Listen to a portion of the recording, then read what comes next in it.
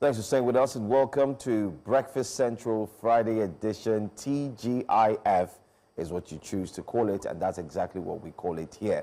If you just woke up, but maybe you just tuned in, we're saying thank you. Like Benga would rightly say, you have made the best choice because in the next 3 hours, you will be getting the latest stories, especially with issues that concerns you, your family, your loved ones, and every single Nigerian. My name is Joe Hansen. Well, Benga's around the corner, but of course the lady is here. Good morning.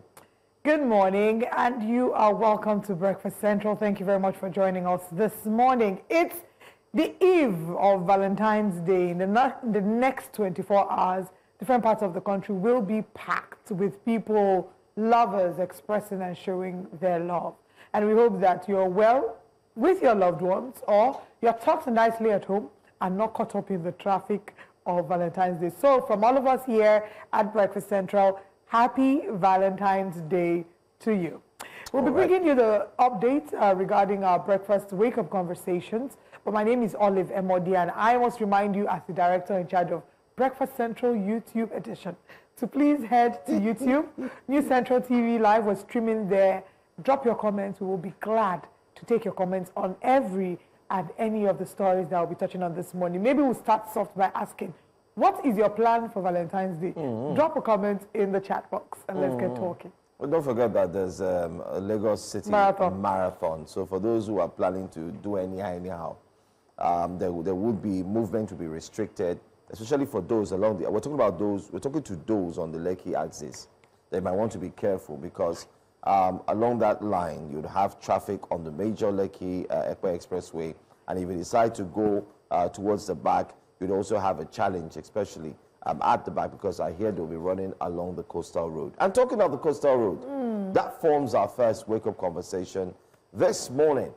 But before we go there, I think we should talk about the shocking revelation of the monies that are about to be spent for Nigeria's election. Yeah, election. Anyway, I will still come back to talk about that marathon at some point. Or should I just finish what I want just to talk about it. So we can go into wake-up conversations. Have you ever run a marathon? No. Will you ever run a marathon? I'll run at my own pace. I think that in my lifetime, I think I'd like to run a marathon just once. I'm not ready for it. I will plan towards next year. My friend ran a marathon when, a shout out to Sheyi Oladokun, when I went to Dubai last year. Okay. In November, she had just run a marathon, and it was a short one. And she just ran another one now. And guess what? I learned that it teaches you strength of character. It helps you see just how strong you are. I could see the different levels of how many times she would almost give up. She and her friend Janae, and it just, one person will pull the other person up, you know, and it gets exhausting, it gets tiring at some point, but you keep going ahead and forging ahead because you can see the finish line. And I want to use that as an inspiration to us as Nigerians. There's so much. The race is really tough, and sometimes you just think, you know what, I'm tired. I can't do this. And I hope that we think of it not as a sprint, but as a marathon. With every time we come to advocate for change, with every time we speak against every ill, when we point out something that needs to be corrected, every time that we call out our lawmakers, our leaders, politicians for wrongdoing, we're trudging along. And soon, I hope that we get to the finish line. Thank you for the motivation this Friday morning. And along with that motivation, while you take your pap and akara. On Friday morning, that's Saturday morning food, please. No, some people do a bad. Somebody's eating a bad this morning. Not lie. A band, better egusi soup. But that's not the norm. Saturday is pap and akara. Only the economy does not allow you to flenture. Let me use a local dialect. You can't flenture now. You have to do it wisely. But let's tell them something that has gotten a lot of persons talking. Right. Nigeria's electoral umpire, the Independent National Electoral Commission, INEC, dropped a bombshell yesterday. They proposed a total budget of 873.78 billion naira to conduct the 2027 general elections. Did you hear the figure? Well, the proposal was presented in Abuja by the INEC chairman, and that proposal again is 873.78 billion naira. Yes, INEC Chairman Professor Josh Mupita presented this to the National Assembly Joint Committee on Electoral Matters. Now, according to the Commission, the submission complies with the Electoral Act 2022, which mandates that election budgets are prepared at least 1 year, well, you could say 1 year, ahead of the polls. In the breakdown of the 873.78 billion naira for 2027, INEC outlined how the funds would be allocated. Now, let's break it down for you quickly. Operational costs goes to the tune of 379.75 billion naira. That's operational costs. Administrative costs, 92.32 billion naira. Technological costs, that is where your BVAS, IREV, and your electronic transmission falls under. That goes for 209.21 billion naira. You can see it takes the bulk of the sum. Now, election capital costs, 154.91 billion naira. And then you now have miscellaneous expenses, which goes to 42.61 billion naira. The proposal figure marks an increase from the 303.4 billion naira released for the 2023 general elections, reflecting rising operational demand, expanded technology deployment, and inflationary pressures. We're going to start from inflationary pressures first, and we'll look into that as we climb higher. But let's take a look at this video, and then we'll come down and break it for you so that we can hear your thoughts while you drop a comment or two on our socials, preferably, and well, not preferably, but particularly on YouTube. But then again, let's take a look at this. And so, it will go by 2027, and the preparation for that election has already started. Because if you want to raise the future, you better, if you want to predict the future, it's necessary to create it early on time. So that is the reason why, in the wisdom of the National Assembly, it was decided years back that the appropriation for the general election should be made 360 days before the date fixed for the election. So we have before the National Assembly, therefore, the 2027 proposed INEC election budget, which is for the general election, pursuant to Section 3, subsection 3 of the Electoral Act 2022. And the budget on the summary page is divided into 4 main heads. We have the election operation cost, which is 375 billion. 748,195,271.47. We also have election administrative costs, which is 92,311,591,396.58. We have election technology costs, which is 209,205,589,977.70. And finally, we have the election capital costs, which is the sum of 154,904,529,641.94.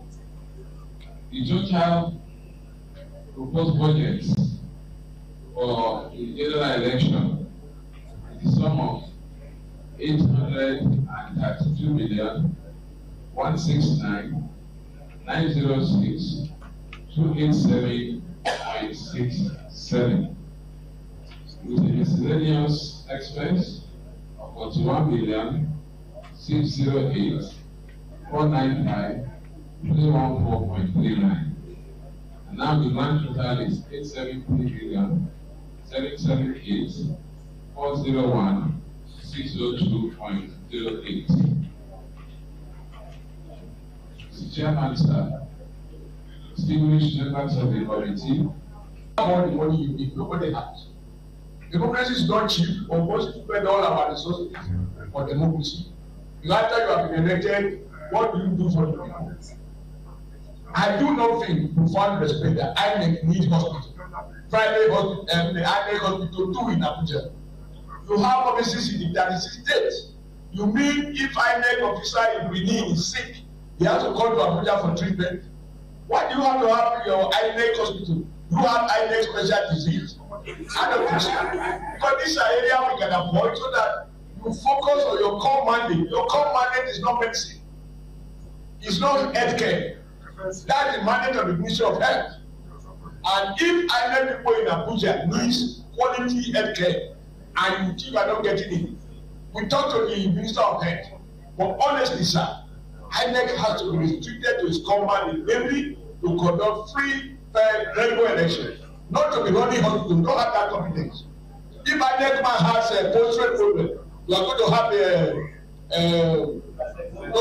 lot of men who are in their 60s and 50s. Are you going to create a urologist?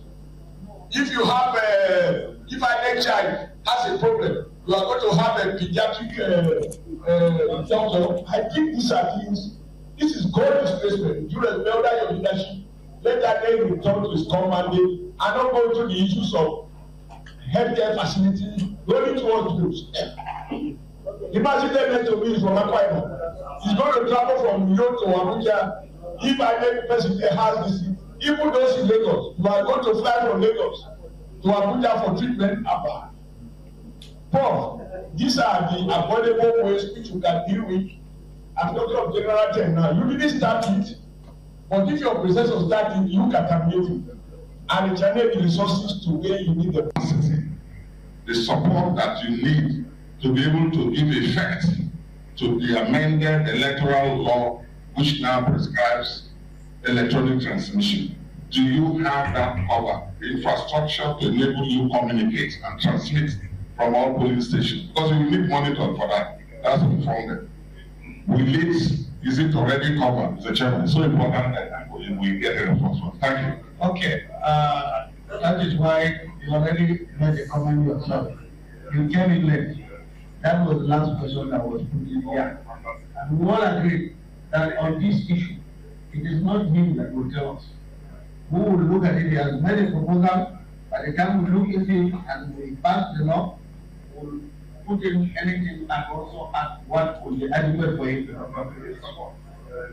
So are you comfortable now? Very comfortable. Thank you very much. So drama, drama, drama. But it's not just about the drama. It's about ensuring that whatever has been approved for INEC to carry out the 2027 elections, it will be smooth sail. It would not be a repetition of what we saw in 2023, especially when it was hinged on glitches. But let's go on a quick break. When we come back, we'll take a look at what Nigerians are saying, and we'll also drop our 2 cents on what we think. You can share your thoughts as well. We're streaming live on YouTube, so please do that right away. So while we drop our 2 cents, it's important that they also drop their 50 cents. We'll be right back after this break. Welcome back. So this is Breakfast Central, and we are on Wake Up Conversations. Benga Borowa joins us this morning. What's up, Benga? Yeah, it's good. I'm glad we went on that break so we could do a quick substitution and the top striker can come in. Although no one is leaving, but it's good. You know, I can leave. Well complete. Leave to where? They call top striker. I mean, I would never miss a show, a day to Valentine's Day. Love is in the air, and I'm surprised Olive is wearing green. I know. Okay, Chukwemeka already asked me, I'm not red today. What happened? When I asked you to wear red, and all of you said you know. I was going to wear red, but because you changed your mind. Two of you that are actually married did not wear the red. It's now me that will carry it on. I was going to wear Guru Maharaji red. The problem is Nigeria red. Everywhere red. So we're already wearing red. No. Okay. So in the spirit of Valentine, before we now get into the comments to, dissect what's happened with INEC and the budgetary allocations, we want to give a special shout out to Olamide Elizabeth, also known as Olami. You know the person that calls you Olami. He wants to wish you a happy Valentine and to say that he really, really does love you. And we hope that you both have the best Valentine today. No, tomorrow. Is that part of Wake Up Conversation? Yes, it's part of because we can tweak things. We have to make space for our family members. Our online audience are part of our family members. See me in my office. I should see you in your office. Yeah. Oh, let's take some comments. What night? Okay. Let's take comments first. These comments are still Valentine related. Please, let's now get into the conversation today about INEC. We're looking at the budgetary allocations for INEC. You do a comparative analysis between what is budgeted this year. It's a huge leap from what was budgeted in 2023. Let's take what Nigerians are saying, and then we'll come back here to share our own thoughts about it. Or you can do yours as well on YouTube via New Central TV Live. Monsieur Avril says 800 billion, 200 billion for election tech, and then I don't want to do real-time transmission. It's true now. You can't be ordering for snail in a restaurant and you don't expect your bill to go up. You better drop that snail. You are not dropping it too.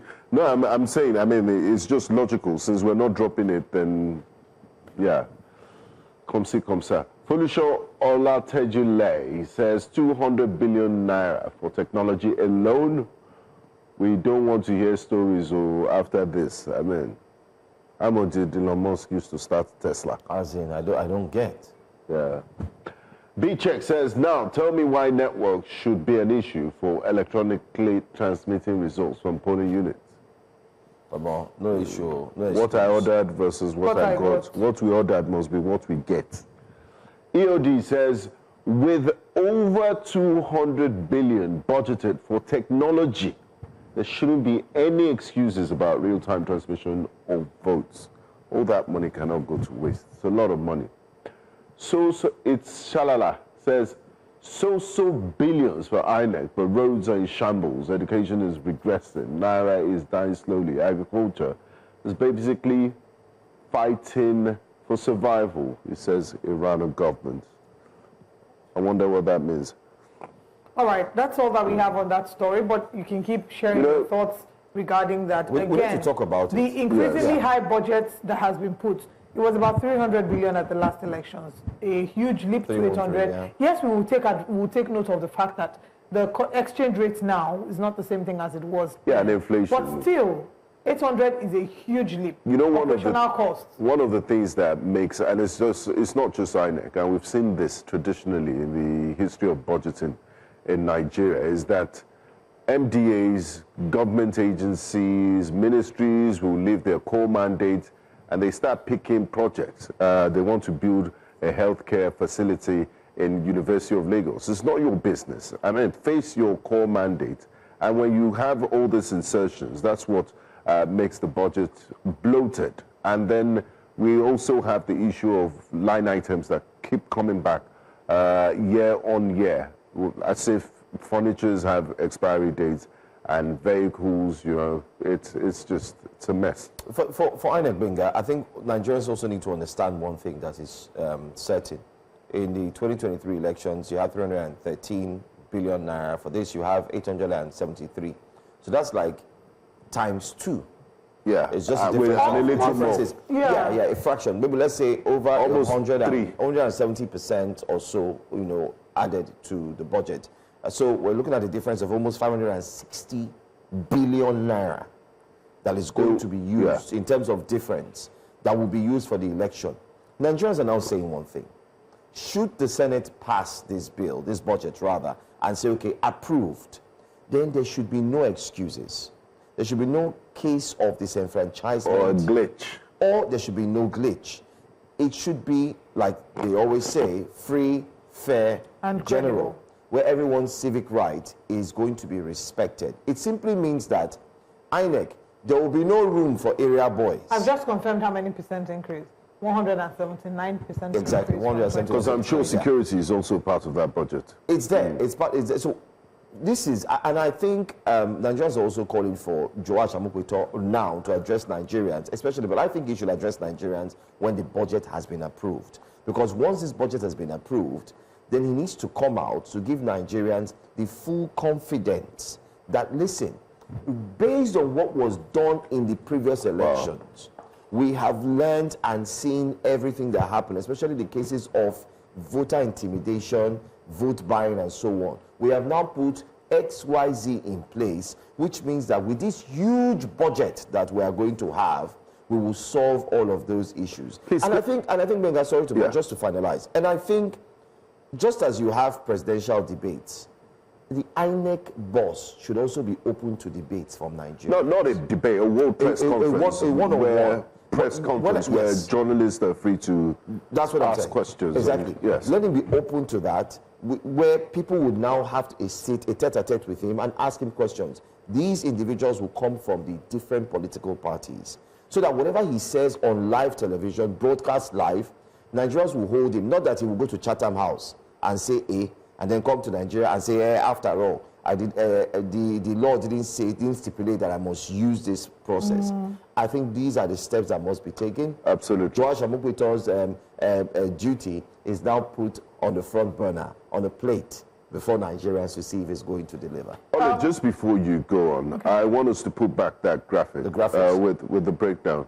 All right, unfortunately, we need to move, Because how can miscellaneous expenses be 42 billion? Lenny Ekore says, miscellaneous is 20% of technology budget for INEC. These people know how to embezzle SHA, or they are just taking us for a fool. That's what Lenny Ekore says on YouTube.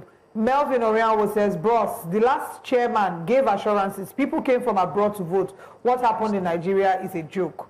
And Felix Okechukwu says, MOD talking about the exchange rate affecting the amount budgeted for INEC. So it reached for election. Senators have accepted that inflation is high. I'm not excusing it too. But let's quickly move to our next story.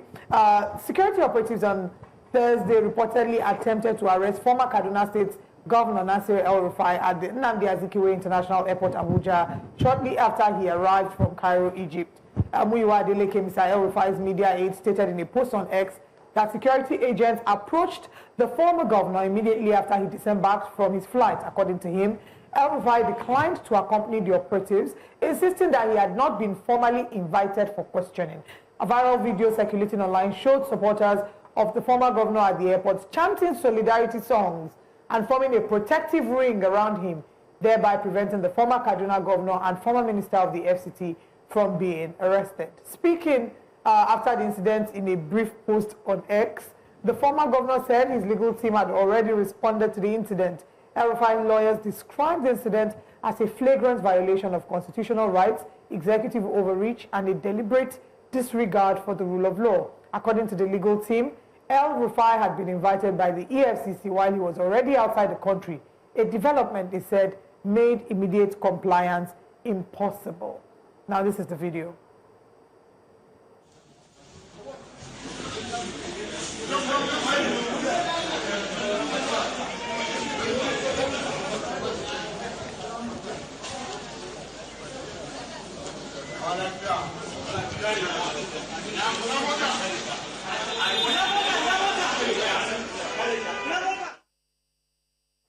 And that is a clip there of him not, will I say resisting arrest or refusing to be arrested. But let's see what Nigerians are saying about this on X while you drop your comments on YouTube as well. Our first tweet on X, crying shame, Tinubu must release El-Rufai's passport now.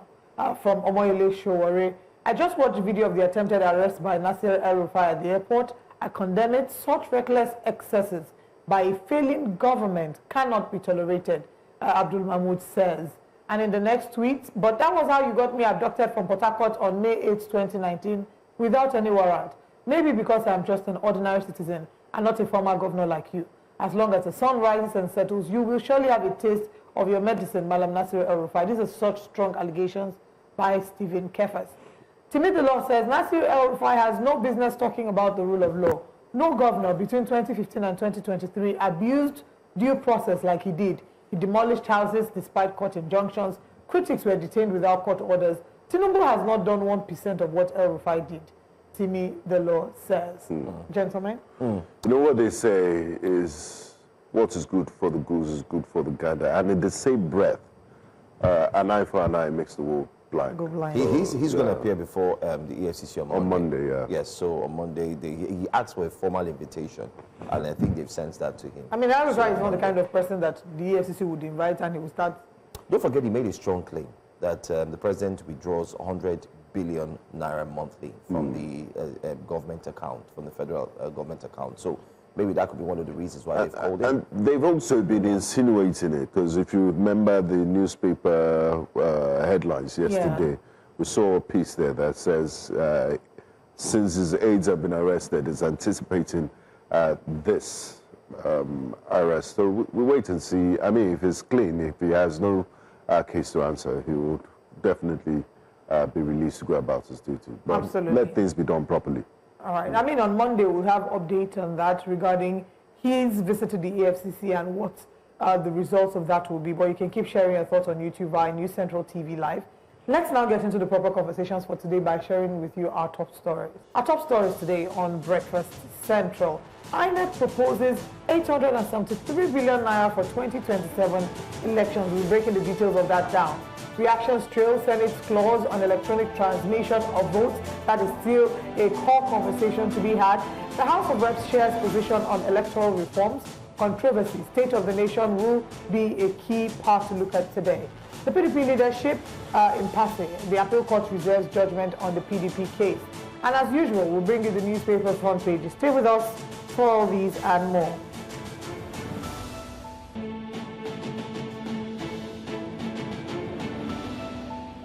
As preparations for Nigeria's 2027 general elections begin to accelerate, the Independent National Electoral Commission, INEC, has taken a major step by revealing its financial blueprint for the period ahead. On Thursday, INEC Chairman Professor Joash Amokpiton presented the Commission's projected costs to the National Assembly Joint Committee on Electoral Matters, saying it will require 873.78 billion naira to fully conduct the 2027 elections. That's nearly 1 trillion naira estimate underscores the massive logistical, technological, and operational demands of organizing polls across Nigeria's 176,000 plus polling units. In addition to this election budget, let's tell you that INEC is seeking 171 billion naira to support its routine operations in 2026, what you can choose to call running costs. Well, which includes preparing for by-elections, by the way, voter education, and off-cycle polls, a figure notably higher than the envelope initially provided by the Ministry of Finance. The proposed election budget is structured across key areas such as operational costs, administrative expenses, technology, capital investment, and miscellaneous items. We're going to put the graphics on the screen pretty much so you can see the breakdown as well, with a significant slice earmarked for technological upgrades and election infrastructure. Let's take a look at it. 379.75 billion for election operations, 92.31 billion for election administrative costs, 209.21 billion for election technology costs, which also includes what you've been clamoring for as Nigerians, has got to do with the electronic transfer. No excuses, no glitches. Transmission, I beg your pardon. 154.91 billion for election capital costs, 42.61 billion for miscellaneous expenses, 171 billion for routine operation costs, just as we've mentioned. But then again, the question is, with electoral technology and demanding coming from Nigerians, the demands, it's obvious that there's nothing more that Nigerians are expecting to get than clear accountability and certainty that this wouldn't just be throwing money into the wind.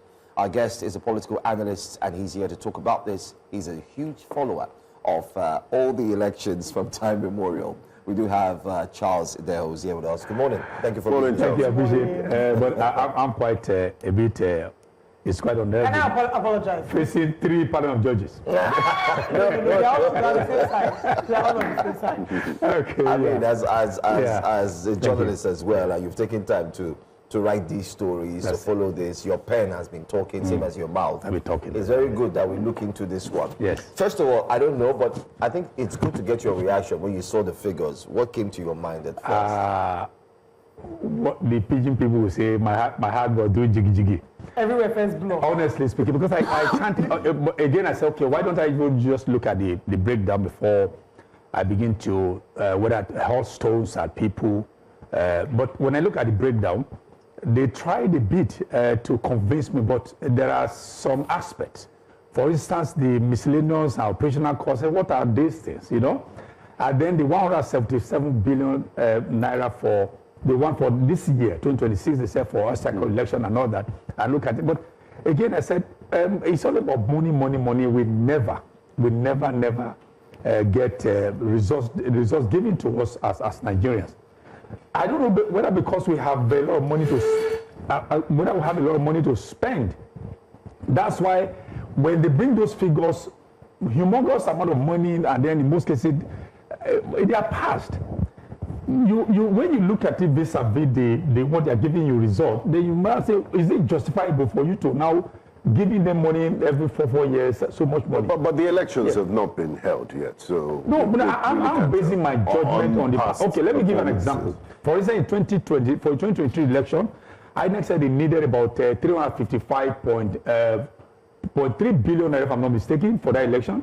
How much was released to them was 314.4. Somebody asked, what about the 40.9 billion, and what happened to that? Nobody's talking about that, whether the money went into some pockets that are not without INEC and all that. So when you look at 355 billion they asked for in 2023, how many years down the line, we're talking about almost 500 and something billion naira in addition to for us to be able to prosecute this. So for me, I think we're just not a serious country at all. Now, these critics have argued that elections are becoming too expensive in Nigeria, and is this level of funding justifiable? And if you're spending so much, then you need to deliver on the promises, and Nigerians need to be satisfied in the conduct of elections. We have a new helmsman at the affairs of INEC, Professor Joshua Mupito. This year he had already contested an off-cycle election, but it was too early into his mandate. Are you confident, or are you waiting for certain off-cycle elections to determine what the trajectory will look like in 2027? I would not rush to judge him whether he's going to be doing what is right or what is wrong. And what are also your expectations? Yes. My expectations are not so high, because I don't want anything to happen to my blood pressure. Okay? Well, because over time we've had changes at the helms of affairs, but you are forgetting that there are civil servants that are calling the shots over there. I'm going to tell you just one individual. I mean, there's something he can do, because it's not a military formation that you have to run by fiat, okay?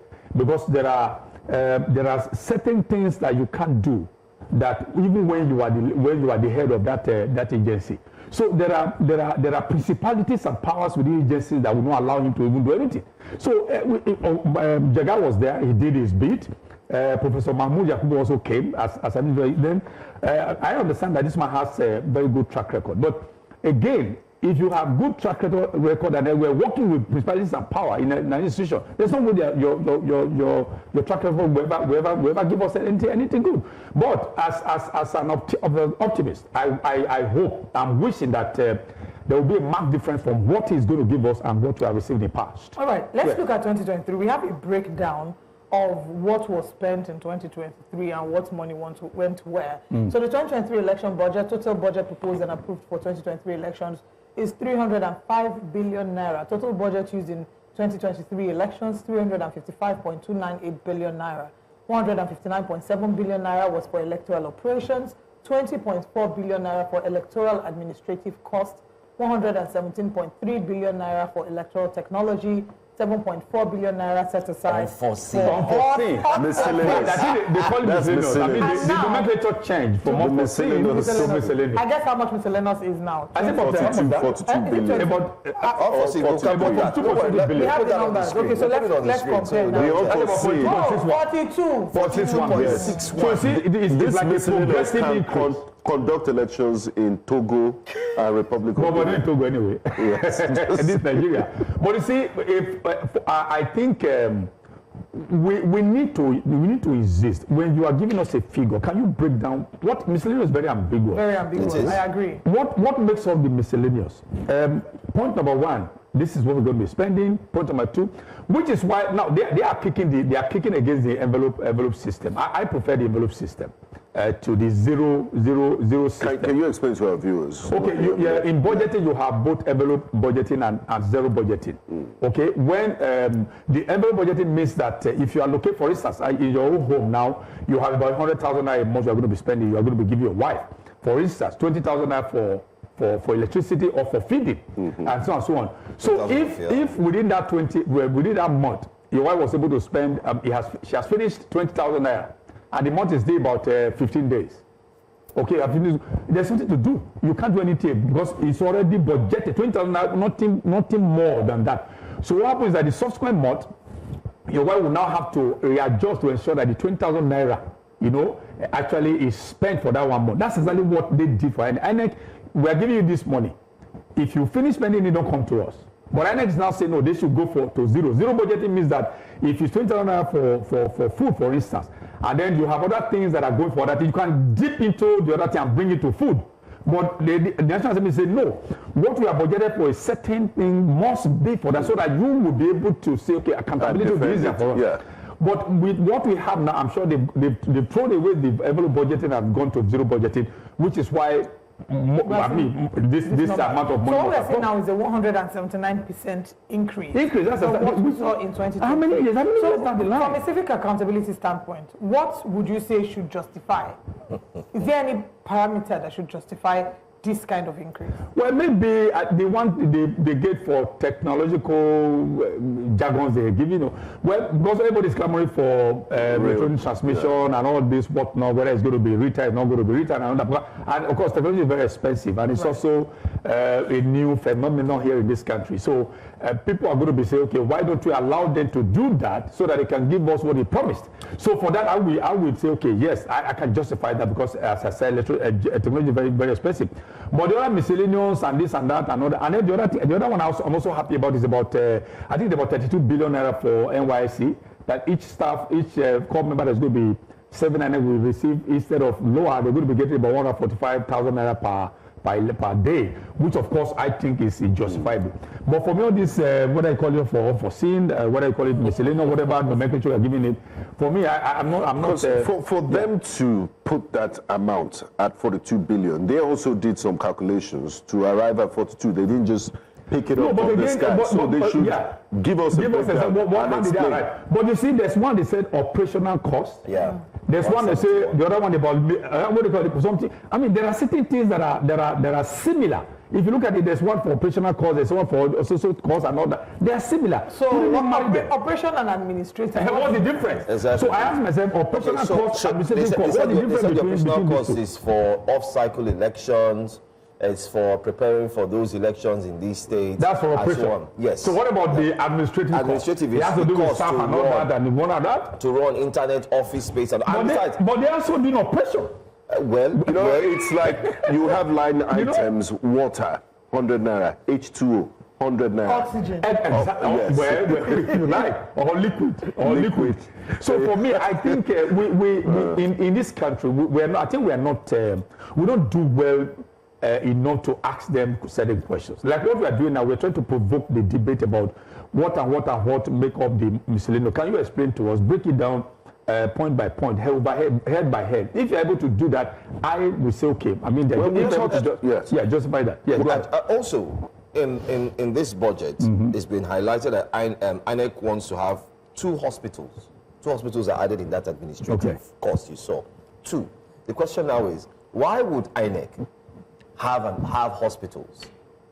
Why isn't that left for the personal INEC hospital, or they have adopted two hospitals? What they're trying to look at that. So it's still not clear. And that was what Senator Shomole said. It's not your call, man. It's not your call. Why are you going for hospitals? Why do you have to put a hospital budget inside your budget? But I think for me, I think that's not unusual. Because the INEC staff actually, health is very important in the discharge of duty. So if you adopt two hospitals, for instance, the hospital will tell you this is what we are going to be spending per staff per head. So that for me, I think would that come under the capital component? No, that should come under operational cost. Okay, not capital. That should come under operational, but they should be as a sub-head. Health services. When we spoke about this briefly in our wake-up conversations, Joe highlighted something very important. He said, after spending all of this money, all these billions, and then Agbero comes to snatch your ballot box, what will you do? Does this budget cover security? Yeah, of course. But even though I didn't see, maybe it's the security may be part of the operational cost. It's maybe when we see a more detailed breakdown, we should be able to see all these sub-heads and all that, like the hospital mentioned now, head services. I am sure there's no way that security issues will not be part of that budget. If not, then we'll be asking why. Why are you going to be prosecuting election without security? I mean, apparatus even embedded in the whole thing. I'm sure if we get a detailed breakdown, we might find that. Throwing so much money at it and having this level of, I mean, the most expensive elections in the history of Nigeria, yes, so far. I mean, security has to be foolproof. Does it mean they're going to go and hire Rambo? I don't No, they're not going to do that. They would definitely. Or is this still the same Nigerian police they will use? Well, Nigerian police and then the NSCDC and all that. But you see, the thing is that let me say this. Yeah, we are on national TV. I can say this because I've covered elections since I was a reporter. Okay. There are people who scramble to be, I mean, some police officers who scramble to have their names added because, but again, what is promised is what comes to them. I remember in 2020 when I was in Benin in Edo State to cover an election for the re-election for Shomole. I know what some police officers told me. Some of them were sleeping on bed grounds and all that. Meanwhile, and at the end of the day, what was said that okay, each policeman was going to be receiving so much. In fact, monies were given to them that was supposed to cater to the need for them in the hotels and all, but they did sleep in hotels and all that. So some of them were even quarreled about was a particular chieftain of one of the parties had to house two police women in his own house. I mean, if you do that, how are you going to get the best of the election if it's not going to be compromised when you are giving welfare to police is supposed to be aloof? Exactly. So it's a whole lot of things that we have to. Are you saying that they shouldn't give the welfare to police? No, I said a chieftain of one of the parties, one of the contesting parties, had to pick two policemen and give the welfare to. But you can't compromise that. The thing is that you compromise that. I once had a conversation with a policeman in somewhere on Lagos mainland, and he was saying to me because he was trying to ask for money, like was talking about how things had been rough, and he said that they had done the election allocations, they had allocated them to different parts, and that they hadn't paid them a dime. Yes, I mean, I just told you what I witnessed in 2020. And he said he knows that their Oga was paid, but the money didn't get to them. Yes, exactly. So that's unfortunately the reality, and that's what you're expecting. And the money is there. Okay, let's also rewind. The one you placed on the screen in 2023 for 20, you had about 355 point something billion naira. That was not budgeted, approved by National Assembly for INEC to prosecute the election. How much was given to that day? 314. So there's a shortfall of 40.9 billion. Now, did we ever ask question what happened? Where that money went to? Up to today, the election was over. Nobody ever remembered that what was approved. No, what was disbursed is different from what was approved. As I speak, nobody has asked that question. So you see, over time. There's also always what they call over-invoicing, or I think they call it padding. Even this money, if I tell you how much is going to some of these oversight function officials and members and all that, if I tell you what I need to be spending, may not be more than maybe 400 billion. I'm telling you. So, but at the end of the day, this is who we are, because you know why? After today, okay, maybe this conversation may linger for 1 week. After that, now we move on. Then we move on. So that's the question I want to ask. It's one thing to approve a budget. It's another thing to ensure that exactly what was approved was actually carried out. We saw what happened with 2023, and you've made reference to the fact that we haven't seen an explanation as to what was done with the budget. What mechanisms will be put in place? And it's not just with INEC. Generally, that seems to be an issue. To be able to come and give, I've forgotten what it's called, but like a report card of saying, this is what we're able to do with the money. Then if there's any leftover, then this is how we carry it over. What mechanisms can be put in place to ensure that INEC is held to account, to ensure that there is some clarity and explanation, and this is not just, oh, you apply for budget, it's approved, and we move on to next business day. What I'm going to tell you may shock you. I hope, I don't know whether it's going to shock you or not, because as in Nigeria, nothing shocks us anymore. Why INEC can be called upon to come and give a report is that those who are going to be calling INEC to give a report are also part of those who shared from the money. It's as simple as that. Because those who will call upon INEC to come give a report of what you did, your stewardship in terms of accounting and all that, those people are part of those who shared from the money. But so will you not be self-investigating yourself? But is this not corruption? Well, maybe if it is not. You know, another proposal that maybe I think, I'm sure New Central is thinking towards that direction. I think we need to have a media parley with the INEC boss upon approval of this budget, where he will sit down. Possibly we'll also have the National Security Advisor who will be on seat, because elections also, the National Security Advisor plays a big role in the elections. And then you all have the key arms of government or the agencies that will ensure that the election works. I think they need to sit down. Let's have it on national television where the public would watch. Every single question and answers either taken from the public online, and then the people asking will be documented, will put into a report, and will be shared pan-Nigeria to let Nigerians know that these are the things that are being put in place. I don't know. I know we've never done that. Nobody has really questioned the INEC boss, apart from when we went to Chatham House. Yeah, I think it's a good idea. But even when you get there, there's something you are going to be receiving that is going to be given that is going to be different from what they say would do. Now, after they have done that and they couldn't do what they said they're going to do, who is going to be holding them accountable?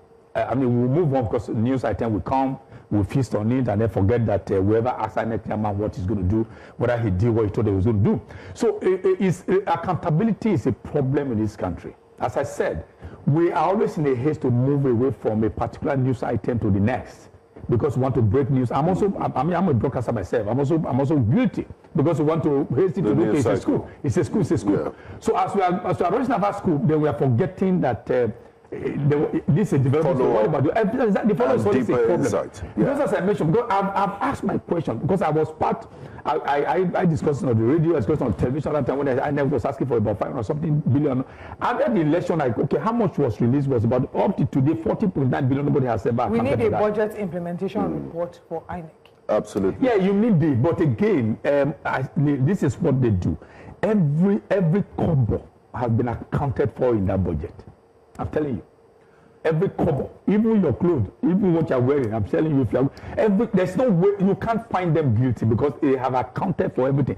Whether they are going to be telling you this is how they spend or not. Is 10 naira. Because you know why? Those who are, okay, we are here now, we're not part of that. That's why we are shouting about. Those people, they are going to be sitting before as maybe those who are going to be asking them for oversight function. Part of the people who share from the money. Now let's talk about. Sorry. Yeah. Just play devil's advocate. Yes. Do we know for sure that this is what is happening? Or is this speculation? Okay, let me give. I often don't say this. For about 2, 3, 4 years, I was a member of a party in Edo. I was a spokesperson of a party, and it was one of the third largest party in Edo State at that time.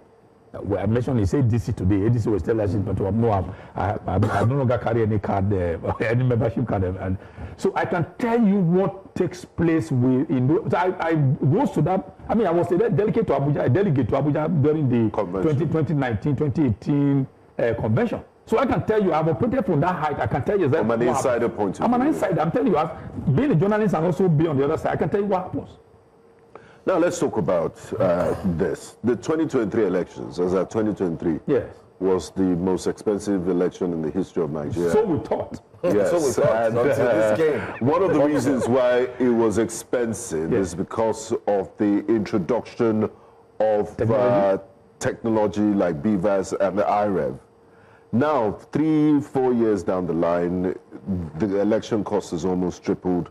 My question is, the BVAS machines and the IREV that were used at that time, is it that we're buying a new one for this election cycle? Because why is technology so expensive?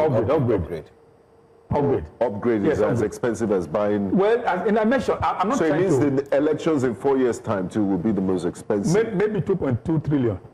Yeah, I mean, that's a good prediction. If you prorate, if you look at it, yes. Maybe. If the dollar... If this one, if this one was 3 point, the 20 was 3 point something billion, this one is 8 point something, imagine what you can infer that. Exactly. So Nigeria should fasten their seatbelts. Every time we think this is the most expensive election we've ever had, it's going to keep getting... And at the end of the day, the benefits... The election is in New Ajaokuta still. Well, yeah, it's just putting... money there. But why because I think one of you mentioned something that was very important. I think you mentioned I think we are prosecuting World Cup, right? Yes. Good. Now for World Cup, even if they spend about 2.3 trillion, they'll get it back. They are going to make profit because of sales of these items, hospitality, tourism. What profit are you going to be making when INEC is doing election? Rather, people are going to be making profit because they're going to be having vendors, they're going to be supplying this and that and that and that. But again, what is INEC bringing to Nigeria as a profit? Nothing. At the end of the day, we're spending that money. It will make people richer. It will make vendors richer. It will make those people who are also part of those who sign the thing richer. It's the way it is. And then the people you're even sending to elected positions, they are also going to be richer. So. Those who are at the hands of affairs at the National Assembly of them who are part of this, they know that they're getting something. So they expect. I tell you, before Buhari came into government, we were told that time that there were ministers who were always expecting something from, not only ministers, some of them, remember this budget padding. So there are some people who say, okay, that house in Gusape, for instance, please, please help me put this aside. How much is it? Because after the budget, I'm going to buy it. This is very scary to talk about what the reality of it is, but it's a very important conversation to have because election is a key pillar of determining the strength of any country's democracy and leadership. And here in Nigeria, we're going to be shifting the conversation now to talk about the recent canvassing of election transmission results in real time. And Omoyele Sowor will be joining us in the studio to have this conversation. But for now, Charles Dero, thank you for your time. Thank you so much. Thank you for having me. Maybe to extend an invitation to Charles, who's a very old and respected friend in the game. He's our boy in the industry. So please, we're having a special. We'd like you to be part of it. I know, I'm sure he will agree with us. Thank you. Thank you. But you can head on YouTube and drop your comments and thoughts about that or questions. We'll be taking them as we join Omoyele Sowor in the next segment. So let's share with you what's coming up next on Breakfast Central. Coming up next, reactions trail Senate's clause on electronic transmission of votes. The House of Reps shares position on electoral reforms controversy. We're looking at the state of the nation with Honorable Akin Rotimi as well. ADC vows to dethrone APC in Yobe State ahead of 2027 elections. Stay with us.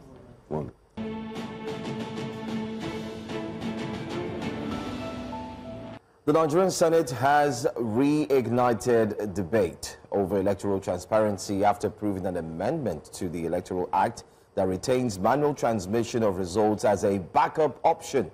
The controversy stems from an earlier push by civil society groups, political parties and some lawmakers demanding that real-time electronic transmission of polling unit results be made mandatory to curb fraud, strengthen credibility. The Senate has now settled on a Plan B clause that allows manual transmission if technology is said to fail. Critics warn this compromise could undermine efforts to promote transparency and leave room for manipulation ahead of the 2027 general elections. Well, this morning, joining us to discuss the ongoing controversy, especially now that you've seen the budget that has been presented to the Senate by INEC, is the convener of the Revolution Now movement, who's here live with us in the studio. We do have Mr. Omoyele Sowor live. Thank you so much for being here this morning. Thank you for having me. And also joining us in our studio in Abuja is human rights and electoral reform advocate Peter Akah joins us as well. Good morning to you, Peter. Good morning. Thank you for having me. All right, so let's start off this conversation. We'll start off from the studio here in Lagos. So let's go straight to you, Mr. Omoyele Sowor. That will be our first point of conversation. And the question simply is, now that we have a Plan B, what does this mean for the 2027 elections? There are fears that, okay, since there's Plan B, the powers that be who do not want growth and progress will find a way to undermine, especially the internet, from working on that day, so as to direct all the entire protocol or, the elections to head to Plan B rather than Plan A. But what is interesting is that this particular provision of the law already existed. It's nothing new. And the BVAS machine that was going to be used to upload this result instantaneously also already has its own Plan B. So there's no reason for a Plan B. The Plan B is simple. The BVAS machine will snap a result that has already been processed at the polling unit and keep it in its memory. And then we'll be searching for internet connectivity. So whenever the BVAS machine is close to any kind of internet connection, it would upload direct to IREV. So there's no need for a Plan B. All you need to do is to make sure that the BVAS machine is programmed to go to. So let's assume that in several of these places you can't transmit immediately. You can still transmit as soon as the BVAS machine finds connectivity. It's as simple as that. So there's no need for plan B. And the plan B is already there anyway. What they are calling plan B is from EC8. And that is what is going to be inside of BVAS machine to be transmitted to IREF. The only argument here is that how soon can you get to IREF so that the public can see it? That's what people are asking for, that the longer it takes and the more there is a loophole, the most likely they will capitalize on that loophole to rig the election and produce different results and tell you when you get to court, which is where this is all about. They are trying to expunge the word mandatory from the Electoral Act. To make it, if you make it mandatory, then whatever they bring cannot override what is already inside the memory of the BVAS machine. And you know, last time in 2022 they did something. This same issue could have been resolved. But the moment they knew that they were doing something shady, they went and reprogrammed the BVAS for the next election, which was happening, I think, a week or two after that. And told everybody, oh, we're sorry, there's no memory anymore in the BVAS machine. So I'm just explaining this to Nigeria. That's the technical side of it that most people don't know, that there's no need for a plan B. It's already part of what BVAS can do, because your BVAS machine is, as I keep saying, is a bimodal device. It has an offline and online side to it. The offline is the preloaded voter information, and that is brought up when it's activated. That one doesn't require. So the screenshotting of, this is just a screenshot of what has already been done in paper. And that is why, as much as I'm interested in this BVAS story, I am of the more radical view that we should be talking about electronic voting at this point, like they're doing in India, which is going to eliminate manipulation of physical paperwork. Because at the end, what you get from even BVAS transmission is what has already been processed on that. So if it is rigged, it's what you garbage. Let's bring Peter into the conversation as well. Mr. Sowor has explained in detail what the BVAS should look like and how the BVAS should function. But Peter, we've seen you at the forefront of protests, asking and demanding for electoral reforms, particularly with the section that talks about transmission in real time. Now, there's been some sort of an adjustment. Are you still going to go ahead with the protest? Definitely. In fact, at this point, it should be a national mobilization by Nigerians against elements in government who are hell-bent on subverting the will of the people. It is now clear that a section of persons in government, particularly persons in the ruling party, are doing everything to assault democracy and ensure that the will of the people do not prevail. Because what level of mischief will make a National Assembly, who should be helping to ensure that there is transparency and accountability in the electoral process, begin to argue on a position that INEC, the electoral umpire, has already concluded? The issue of electronic transmission of result and electronic technology is already foreclosed by INEC. Even as far back as 2019, you can watch and listen to videos by the outgone INEC chairman Mahmoud Yakubu, who, by the way, has been confirmed to become an ambassador today, that INEC has done all their feasibility studies and have been prepared for electronic transmission of results in real time and only needed a law to back it up. The only reason why the 10th Assembly led by Godswill Akpabio is putting a caveat is because they rely on that caveat to do whatever they need to do during the elections. INEC has presented a budget of over 800 billion, and according to that budget, they have earmarked about 200 billion for electronic technology. I beg Nigerians in the name of God, what technology is INEC preparing for with 200 billion? If the Senate President does not believe in the capacity of our Nigerian telcos, MTN and all of them, INEC should immediately go into a partnership with Starlink. We have about 177,000 polling units across Nigeria. A deal to provide Starlink in real time in all polling units will take less than 100 billion. Because as far as 2027 is concerned, we will not leave transmission of result to the discretion of INEC. It was the same issue that caused the glitches in 2023. Until date, we do not have an explanation to what caused the glitch. So we will not allow the 10th Assembly to ensure that they capture and begin to take Nigeria hostage with a clause that will only aid and sustain electoral malpractice and rigging. And just as Comrade Sowor said, India, a country that has more than 300 million registered voters, do not only do electronic transmission, they do electronic voting. The voting population in India is almost more than the total number of persons in Nigeria. And we are saying that this issue is already concluded by INEC. Why is the Senate arguing on behalf of the electoral umpire? So as it is today, we are mobilizing and calling on all Nigerians, civil society, opposition leaders, including people like Oga Sowore and everybody.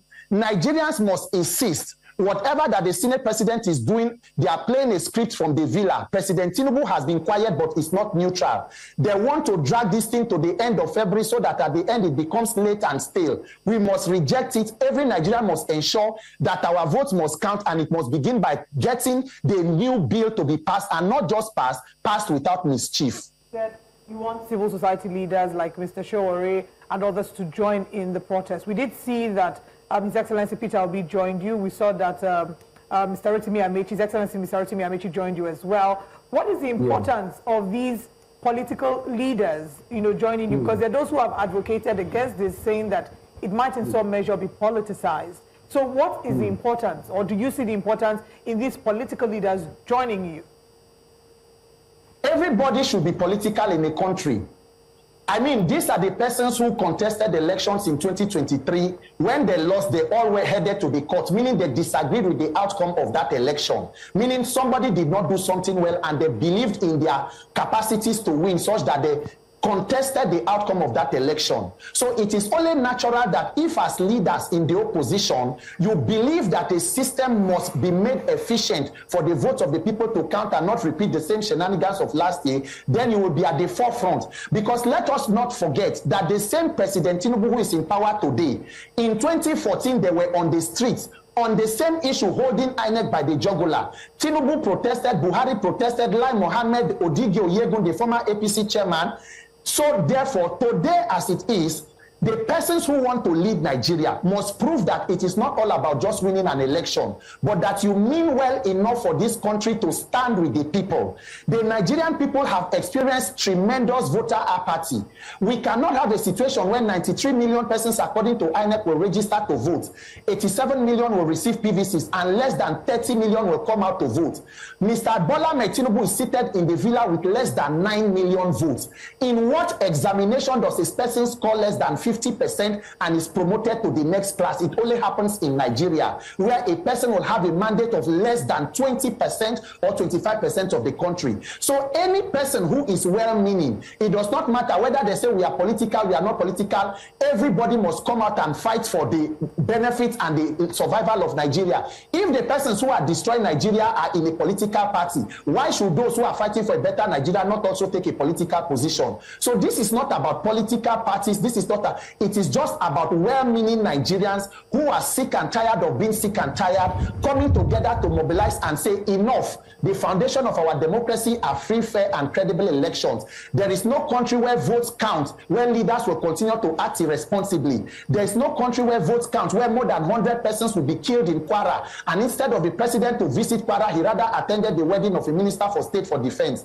We say enough. We must hold leaders accountable, beginning from the ballot box and then strengthen our institutions. So all Nigerians of goodwill who mean well for this country are a part of this demand. Let our votes count. Forget about political parties now. Thank you very much, Peter. Let's bring the conversation back to our studio here. Mr. Sowor, you've been part and parcel of electioneering. I remember you in June 12, 1993, which is adjudged to be the freest and fairest elections in Nigeria's history.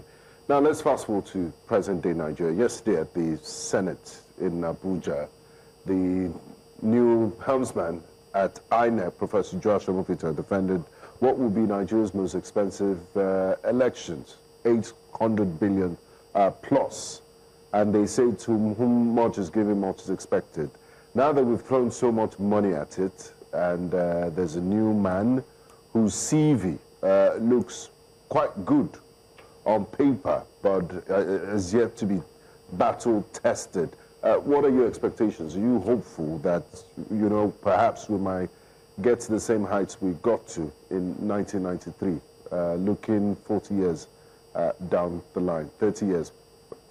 Well, I'm one of the leaders of political parties who met with Professor Amokwitan, and I can tell you that he's not tested yet, and he seems to still be revealing in what I think is absolute naivete about the electoral system in Nigeria. He was just there talking and listening to himself. When I told him when I was leaving the meeting, I said, I've heard that you are a priest, you've been a lawyer, a university professor, but you never had this kind of job before. So you better go and work, because we're there with all these political parties, they were praising him as usual. And I told them, these same guys praise your predecessor. They praise everybody that sits on your seat. That's almost the nature of Nigerians. So my worry is that he came in at the time that they had already set up INEC to do whatever they want to do. It was the last part of the jigsaw puzzle that came and sat on that seat. I don't see him doing much. It's always also up to the Nigerian people to determine whether they want free and fair elections. There's never been that INEC, as we know it now, the electoral body as an institution, ever done free and fair elections before. Except even during June 12th, it was only free and fair because the military wasn't expecting the Nigerian people to stand for free and fair elections. So when you say only Nigerians can determine if they want free and fair elections, in what way and what can they do? Because I believe many Nigerians want free, fair, and credible elections. Oh, absolutely. What I find very interesting about Nigerians is that even though progressively they've lost interest in electioneering, I think they're still interested in democracy.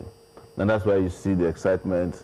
I think it's the last piece of our ego that's still alive. It's like, you know, I'm going to, even if it is misguided or misplaced, that I can choose who is going to be my leader or who's going to rule over me. So that means that people have to get back interested in the democratic process, genuinely interested in democratic process. When I say democratic process is not elections alone.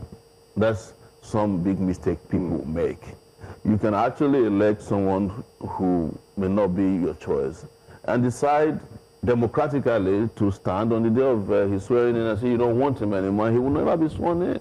People don't notice that you can vote with several parts of your body. You can vote with your brain, your tongue, then you can vote with your feet. And that is where protest politics comes in. And I'm glad that Peter is talking about politicians. That it was great to see politicians become protesters. They used to mock us. you know, when in 2023 the Labour Party was rigged out of the election, and they were complaining to me. I said, go and protest. If Peter Obi had led a protest in 2023, we probably would have had a different outcome, because all his obedient members said they want to protest. You have to protest. Even the judiciary do listen to protests when they are making decisions. Judges are part of the society. But if you don't protest, you let them do whatever they want to do with regards to the outcome of the results. So now that they have realized that protest is necessary to fight for things, they're welcome. Even though, you know, I don't like the fact that they only protest when it affects their interests, you know, personally, which makes it look like they're very selfish people. You want to see them protest for other things too. You want to see them protest for education, protest against fuel, that scarcity. But Mr. President protested for fuel subsidy, him, Tunde Bakari, the Occupy Nigeria protest. That's what I'm saying, you know. But you knew that when they were doing fuel subsidy protests, they already set their sight on 2015 election. That was what our protest eventually turned out to be. They already knew that the outcome of Occupy Nigeria would take them close to what they have always wanted. And also, the protests that led to 2023 was NSAS.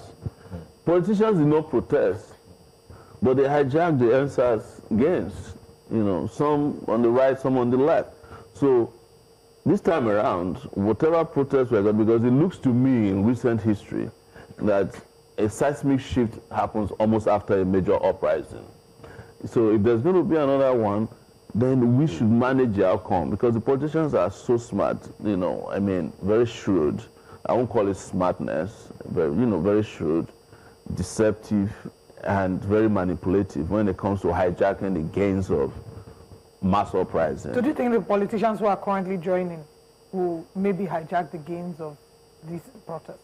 Why do you think they're joining? They want to be seen as aligning with the people. I mean, this is probably Amaechi's first protest. You know, they used to tell me that he protested in the university. But you could tell that when he got there, it was something new, you know. I mean, you don't come to a protest just like the emir of... with security details. and bodyguards, you know. And same thing with Peter Obi, he just dropped his and then he turned back and said goodbye to everybody, please. You've seen me, I've marked the register. But it's a good starting point. No, I mean, unlike you, where, I mean, we had videos of you even running to ensure that tear gas. You avoid, because you are fully involved, right? You see, people don't understand that when you want to do a protest, you have to make sure it's successful. So if you see me going to a protest and I'm wearing agbada, I'm not ready for a protest. But if you see me wearing sneakers, jeans, it means that if you are displaced in one place, you have to move to the other place. That eventually became the most successful protest, the Nnamdi Kanu protest, because we were able to relocate from Transcorp, where the police had already laid siege, and arrested the leaders. If I had been arrested by 8 a.m., the protest would have just ended right there.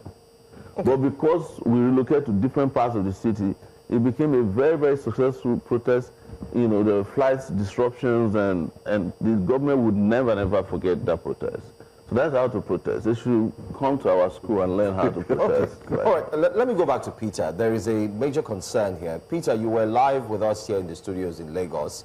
And during our conversation, I think, was it last week or thereabout, you had mentioned, like a seer, that you are certain that INEC would bring a budget, a bloated budget of 1 trillion naira. That's what you said. But this morning, as we speak, there's 873 billion naira that INEC has presented before the Senate, getting ready for the 2027 elections. I would like to hear your take before we come back to the studio to hear Mr. Sowor's take on the budget. But what's your take on 873 billion naira compared to what was in 2023? I mean, governance in Nigeria is organized criminality, because you need to go and look at the details of the budgets of almost every agency, not only INEC. And then, is it not a shame that in Nigeria, we budget these huge sums of money? For Mahmoud Yakubu in 2023, it was about 300 and something billion with another supplementary budget. And then now, Amupito is taking about 870 billion. This is for 2026. INEC will still have another budget for 2027. If INEC needs a supplementary budget for the election, it will be added. But guess what? We spend these billions of naira on a charade, and then we all then sit and wait for the judiciary to pick our leaders. That is the judicialization of democracy in Nigeria, where people spend money on a fraudulent process that people, even those who are contesting, do not believe in, because they know they are also saving enough money to now head to the tribunal to begin to exchange hands with judges and all of that. So we will ask the question, when INEC says we are spending 200 billion on electronic technology, what exactly are the details of electronic technology? Who approves this budget and what exactly do they do? Mind you that throughout INEC's elections every year, I have mentioned it in videos on my platform. Different companies, some trade companies and all of that, have been awarded contracts in the tone of hundreds of millions going to billions to provide electronic technology. If in 2023, persons were given those contracts and somehow there was a glitch, my brothers and my sister, which of those companies or contractors were taken to court? Which of them have been invited to explain to Nigerians the money that was released to you by INEC? What exactly did it do and why did it fail? Who are the contractors handling projects in INEC? What is the transparency and the bidding process?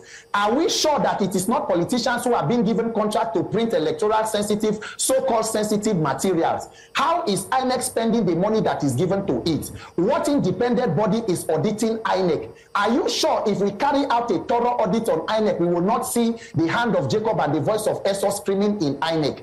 It is a lot that is going on in Nigeria. We are looking for more than 200 trillion in NMPC. NIMASA is there, the Ministry of Power is there.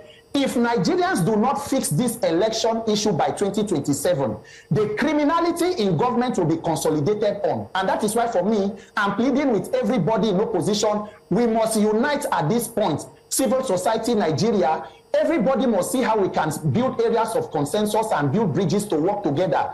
Imagine, a Nigeria where you can see maybe a Sowore Senate presidency and an Obi or any other candidate presidency. Imagine people working together, finding common ground to work together, because all of these figures and things you are seeing are figures and documents of absolute criminality. But you can never hold anybody to account as far as these same persons are still in government. That is why, for me, my focus is elections. We must fix that one. All right.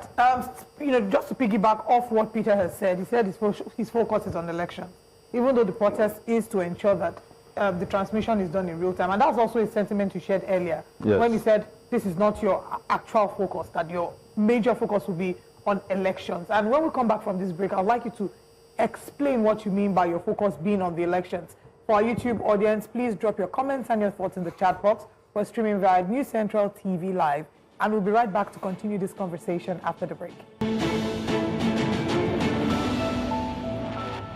Welcome back to Breakfast Central. We're still looking at the elections, the requirement for electoral reforms ahead of 2027. And we're still joined this morning by the convener of Revolution Now movement, Omoyele Sowor, as well as human rights and electoral reform advocate Peter Akah, who's joining us virtually from our studio in Abuja.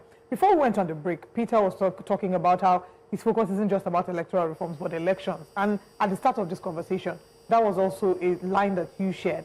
When you say that your focus is on the elections itself, what do you mean? Well, first, let me correct one thing Peter said. He was saying that, I want to see Nigeria of Sowore Senate president. Yeah. No, Sowore is not going to be a Senate president and will be a president. It's Sowore's presidency and Obi's retirement. I want to retire all the politicians who have put this country in the condition that it is today. And that's why I welcome them when they start protesting, because this is just their start. The people who are doing the heavy lifting in making the country are the ones who deserve to run and lead it, including Peter himself. And that's what I told Peter when we got to the reason I didn't come the first day is I don't want to hear that we protest and when it's time for election, you recommend the people who sit back in comfort in their home to lead you. And when they misrule the heavy lifting, yes. Yeah. When they misrule the country, you call Sowore out again, as if we are grass cutters. So I want to correct that. But the second aspect of it, when I talk about election, is not that, you see, one thing you must understand is that Nigerians have progressively moved away from election. This last 2023 election had, in the history of Nigeria, the lowest participation. 28% of registered voters participated in election. That's telling you that people no longer believe in elections. But election, as I see it, is one of the alternatives for my own revolutionary idea of taking this country. We can have it by the ballot or by the people. We can resolve this anywhere, in which it still means or feels that people still believe in elections as their own way of changing their socio-political situations by changing leaders. But if we don't want to deceive ourselves, more and more people understand that elections alone cannot solve Nigeria's problem. We've seen what elections, even where elections are transmitted, election results are transmitted as instantly as they're happening. It hasn't produced the kind of leaders we want. It's not the silver bullet. It's the same, yes. And at any rate, what is transmitted is what has already been rigged from EC8. That's why I said it's just a screenshot transmission of election results. But if we want to believe in elections, it must be total, it must be transparent, they must be credible. So that if anybody walks, one of the things I don't want to hear about election is that after we spend all these billions, you just have some 7 judges sit in a corner and decide who is the president of the country or the governor of a state. Those are not elections, those are selections. And that's why what I'm against. I believe in democracy, I believe in free and fair elections, but I don't think that where we are is even going to guarantee us anything, because these guys have completely hijacked. We're talking about INEC budgets just now. So one of the things that people don't pay attention to is what INEC gets involved in that it has no business doing. Printing those plastics they call voters card are used twice every 4 years. INEC should have no business, printing ID cards. Maybe the only time you use it is boarding a plane or, a vehicle. So if you already have NIPSI printing card, you have a driver's license, you have international, you should be able to present any of these or at least two of them that would identify you. So if you get rid of printing of plastics by INEC, you will reduce their budget. And if you go electronic, you reduce a lot of logistic issues, because instead of carrying ballot papers and paper, you just carry a massive board of election, electronic vote machine. And when you get there, you press in your number and name. It brings through your name, and it provides you with your ballot for yes. And when you're done, it will ask you, are you sure this is what you want to do? It checks with you again. You say yes. You print it, and it sends to your phone a copy of it, or it sends to your email. So if there's an argument about who you voted for, you have a copy. It's the same way you have a copy of when you do a transaction sending money to people. What you're painting is an ideal picture. And many people would argue that our current realities don't support this. No, I don't support the argument that our current reality. When they say that about current reality, look at NIPS, the bank transfers. Right? Yeah, well, of course, our current reality supports banks. Look, I was making an allusion yesterday at another interview that in the past, if you go physically to collect money from the bank, you have to carry a bucket of water to count ₦1 million. You can't count. The bank person can still steal 5,000 out of it. You won't know. But today, electronically, the moment you transfer, there's nobody who can steal between what you transfer and what the person gets. That's what the electoral did. And then you can also deploy blockchain technology. And the people who are saying that we are not there yet are living electronic life. All right? They are flying 30,000 feet, rubbing feet, and sending pictures from there to the rest of us. They are already traveling in the space. They are living in mansions where just to turn on their gas. Yes. Yeah. They just use, the fingerprints to enter their houses. They use it in flushing their toilets. But they are telling you can't use electronic voting in 2026. Don't let us keep giving these excuses. I'd like to bring Peter Akah back into the conversation. And since your focus is elections, Omoyele Sowor mentioned something very instructive and sobering. After spending almost ₦1 trillion on elections, people better show up for the party. He said that in 2023, the turnout was an abysmal 28%. So we had about 93.47 million people registered voters, and only 24.9 million people actually voted. How do we reverse this? How do we improve the numbers? And there's also a saying that the more people show up and turn out for elections, the harder it is to rig. Could you help us shed more light on that? Look, a good product sells itself. If people believe that their votes count, automatically you are addressing issues of voter apathy. Once a majority of the citizens in a country believe that what I come out to do is a waste of time, people continue to sit it out. But I agree with you to the extent that Nigerians must understand that this idea of voter apathy is deliberate. The current systems and the political class want a society where people continue to be so disenfranchised and disillusioned and discouraged, so that the lesser persons turn out to vote, the easier it is for you to rig, for you to save money to buy votes, and for you to carry out your shenanigans and announce a winner. If millions of people mobilize and turn out to vote, it becomes even more difficult to rig. But between now and that point where millions of people will have confidence, we must carry out these actions we are carrying out, which will be what? letting people know that there is a process that can institute or institutionalize transparency into the system. Let Nigerians believe that, look, come 2027, we have done certain things to ensure that the votes will count. But we are also not going to sleep on our own axis. We are going to call out Nigerians to mobilize to not just vote, protect and defend their votes. And that is what brought me to, to respond to what Oga Sowore said. The instance I gave about the Sowore presidency and Obi is an analogy or a scenario of collaboration, because it will the West say it is insanity to repeat the same action and expect a different result.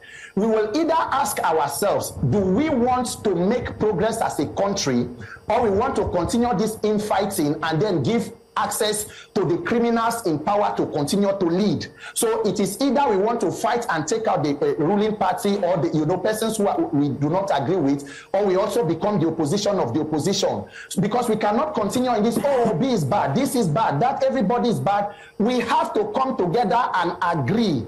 What are the common grounds? Where can we work together? I can also imagine an Olive Emodi House of Reps where she becomes speaker, a Johansson Senate presidency, a Peter Akah Senate presidency. But before we get to that point, we must agree, because we are not even in Rome or in Mecca, where we call holy lands, where there is no corruption or where there are no bad people. But the question is, as Nigeria is today, how do we move from here? Do we continue this personal fighting, or do we come together, look at our common interests, and then when you begin to think of how to hold personalities accountable? Because everybody we complain about today, we complain about them because there have been no punishment for bad behavior. There is no deterrence. So if those persons who can ensure punitive measures continue to stay out of government and we continue to talk outside, how do we reform the system? So we must find a way where credible people get into the process. Everybody must not become a president. We can also take over the National Assembly, where we carry out real oversight and not become this rubber stamp kind of Akpabio Senate, where they can borrow money from Pampe to clear money points. They can stand on the mandate which they shall collapse. They have become actually an APC town hall. We must decide whether we want to change this system or we just want to continue to play around. So for me, that is the procedure. Nigerians must make sure that they know that if you come out to vote, your votes will count if you chose and insist that it should count. And even now, we can use that energy to ensure that every legal and legislative loophole is plugged, so that we do not end up in court. Let those who want to rig election go to court. That court has become a general hospital. We only go there to take bandages on wounds without anesthesia. Votes must count at the polling unit, and the accurate result must be announced. Okay. We'll go on a quick break. When we come back, Mr. Sowor, we'll be looking at the management of this entire process, especially from the Senate. Some have pointed fingers at the senators when we saw the divide. Some have said that the senators are well aware of what's going on and they seem not to do anything. In other words, they're not representing the people. Well, let's go on a quick break. Stay with us. Breakfast Central continues shortly.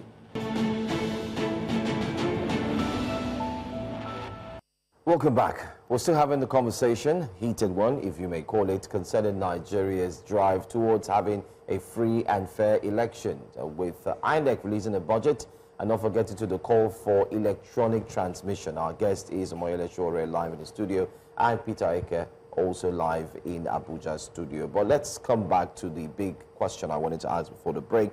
Aside from a few senators who had gathered together and held a quick press conference stating clearly that they were not in support of what is being spread across different public sectors, what do you make of the senators, those who have fought against electronic transmission?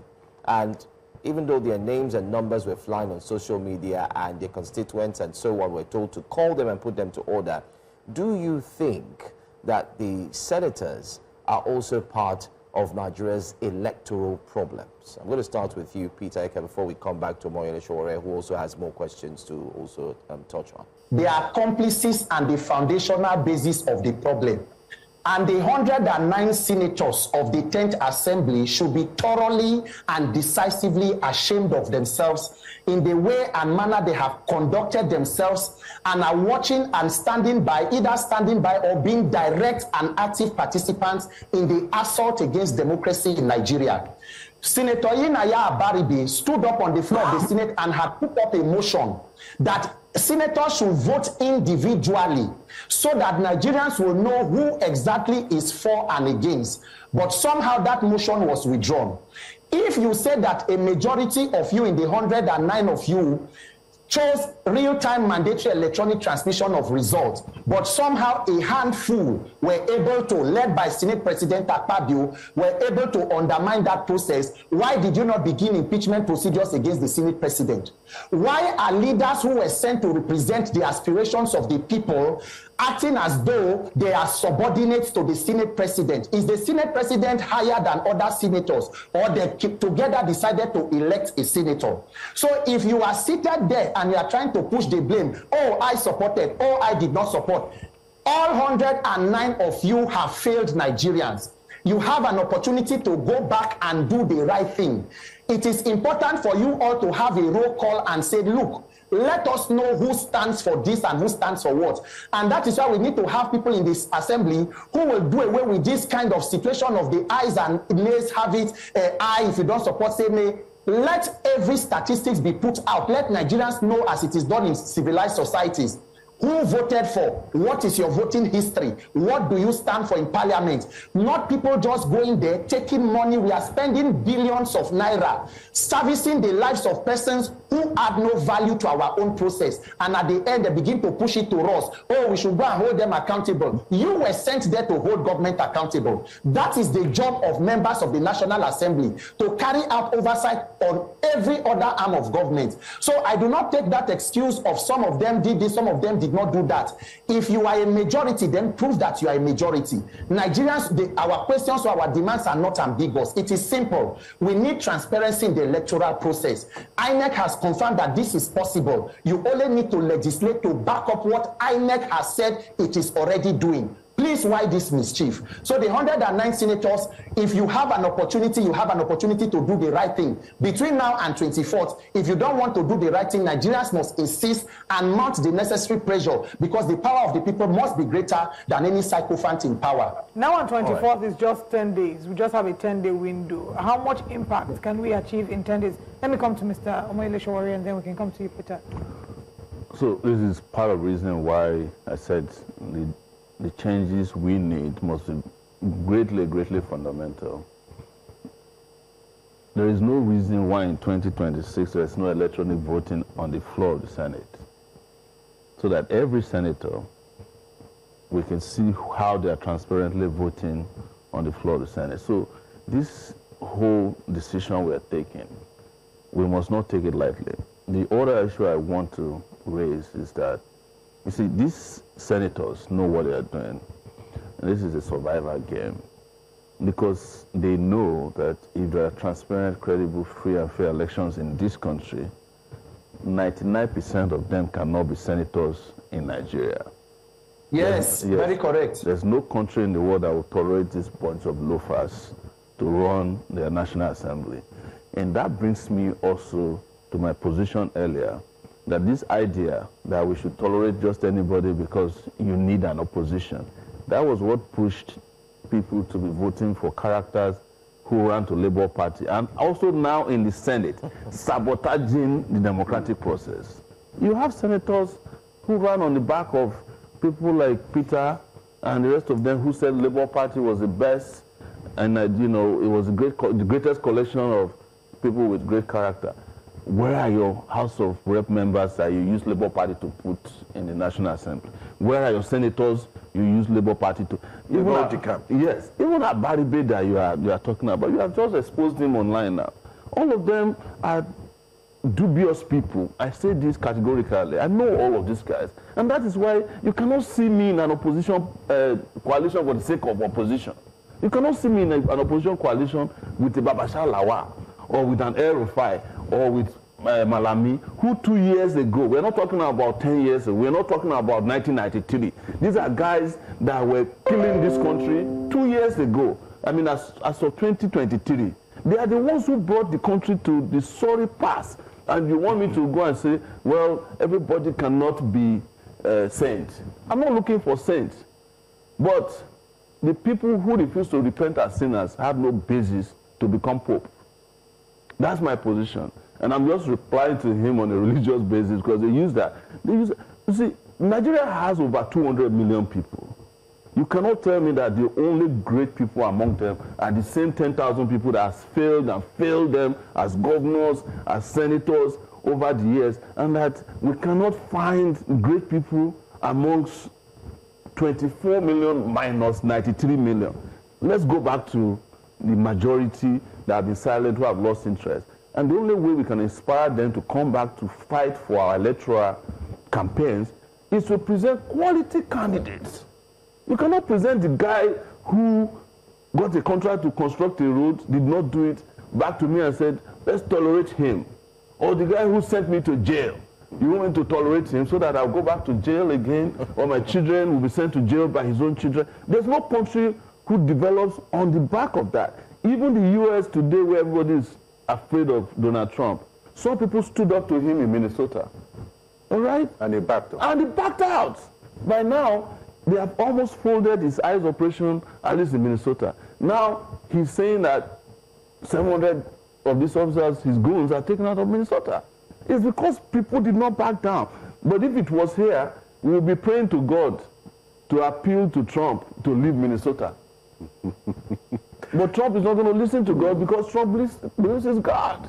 Okay, before we wrap up this one, I want us to go to what happened yesterday. I don't know if everyone's on the election, because I want us to talk about budget presentation and what happened between our lawmakers and some of our ministers. Let's get your sense of, some of the issues that happened. We saw what happened with Senator Natasha Akpoti-Uduaghan and the Minister of Steel. We saw what happened, the sort of face-off between a number of the lawmakers. Look, what do you make of the budget presentation? Yeah, that one is meant for, influencers. Any serious House, Congress, Assembly is meant to be a place of passion. People are supposed to fight. Yes, there was a fight like Turkey on the Turkish parliament. There's been fights the whole of last week in the U.S. Congress. They were insulting themselves when Pambondi came up. They're taking everybody to the cleaners. They're putting their feet to fight. That is what the National Assembly is all about. We shouldn't over-dramatize people fighting at national. If people don't fight at National Assembly, why did we learn debate in secondary school? Is it not to fight ourselves until we agree and disagree? It's only that we should ask, what are they fighting for and what are they fighting over? And are they really fighting at the end? That's the question. Very important. Just before we wrap up this conversation, Peter, last one on elections. And the bone of contention and the big elephant in the room is the electronic transmission of election results. But this exercise, this voter election reform exercise has been going on for over 2 years. So without, throwing away the baby and the bathwater, are there other aspects of this reforms that stands out for you and you'd give the National Assembly a pass mark? For example, the penalty for vote buying has been increased to, I believe, about 5 million naira. And there are other things that stand out for you. Mr. Benga, anybody who tries to address a symptom of a problem and avoids the root cause is being mischievous, and it is dangerous. The most important aspect of our electoral process today is the process between voter registration, voting, transmission of results, because we must reduce human interference. If you want to fix any other thing and avoid this one, it then means you are trying to be intelligent by half. And it also goes to the issue you just talked about now, because we must not downplay the kind of infighting we saw at the Senate yesterday, because what we are seeing before with lawmakers has become comedy central, where you see a senator like Nweboni screaming at another senator, all in a performance to protect the interest of your own godfather, the Minister for Works, who, by the way, is said to be a professor in training. Did you hear that from those budget defense, the Minister for Health stated that out of the 200 billion that was allocated or approved for the Ministry of Health infrastructural projects in Nigeria, less than 37 million was released to the Ministry of Health. Meanwhile, an SA on media to the president received over 500 million. That the presidency spent within 2 years more than 34 billion for forex on foreign travels. One air company, I think Overland, in one day received more than 150 million for air tickets for President Tinubu's international travels. Meanwhile, the Federal Ministry of Health in Nigeria got less than 40 million approved for a year project, and today health workers have been in strike since November of last year. Nigeria is in crisis. In the Ministry of Solid Minerals, do you know that we are still budgeting money to pay salaries to more than 3,000 staff of Ajaokuta Steel Company, a place that is overrun with rats and reptiles? Nigeria is budgeting money every day. Nigeria as it is today is in the hands, is being managed by criminal elements. And if we do not fix this situation of elections, Nigeria will consolidate on this level of brazen criminality and corruption. And that is what we must reject. So anything they are doing with the Electoral Act that does not guarantee voting to count, to me, is unacceptable. And until we get there, we will not stop.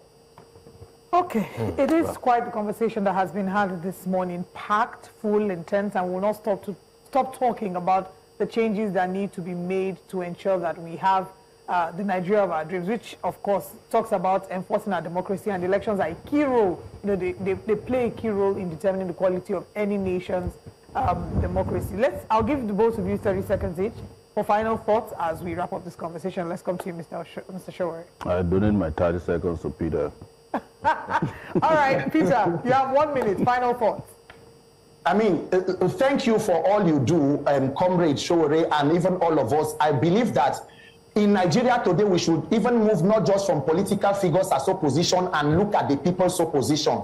Nigerians, this is about our lives. Persons who are running for presidency today have nothing to lose if they decide or if they do not even get to the presidency. It is we who are the collateral for bad governance. Let the people's opposition wake up and demand that we save and rescue ourselves. It is about us. If we do not fix this, nobody will. Nigeria will be great because Nigeria has you and me. God bless Nigeria. God bless Nigeria indeed. Peter, Akah, thank you for joining us this morning. Mr. Omoyele Sowor, thank you for joining us. I will continue to follow up with the updates. Peter, you said the protest continues. When is the next day? Between now and 24th, we have to be doing some activities. Then 24th, Akpabio will meet us, having some siesta in front of the gate. 24th of February is when the Senate is resuming. But between now and then, we must do something. So we'll be hoping to hear from even our guys. All right, no problem. We'll follow up with you. Thank you for your time with us this morning. We're going to break now, and when we come back, we'll bring you new breakfast headlines. Please stay with us. Hello and welcome to Breakfast Headlines. I am Benga Borowa. The National Assembly is set to harmonise the Electoral Amendment Bill on Monday as a joint conference committee works to reconcile differences between the Senate and the House versions before transmission to President Bola Ahmed Tinubu for assent.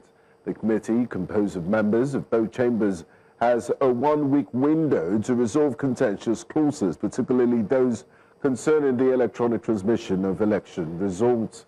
The process follows disagreement over technology's role in result correlation and transmission, a controversy reignited by challenges during the 2023 general elections when the Independent National Electoral Commission failed to upload presidential results in real time.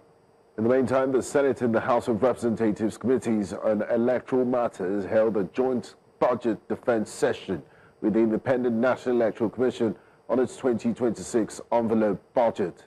In attendance were chairmen and members of both committees alongside INEC chairman Professor Joash Amopita. Documents indicate the Commission is requesting approximately 873 billion naira for the 2027 general elections. The budget from the summary page is divided into 4 main heads. We have the election operations cost, which is 375 billion 748 195 271.47. We also have election administrative costs, which is 92 billion 311 591 396.58.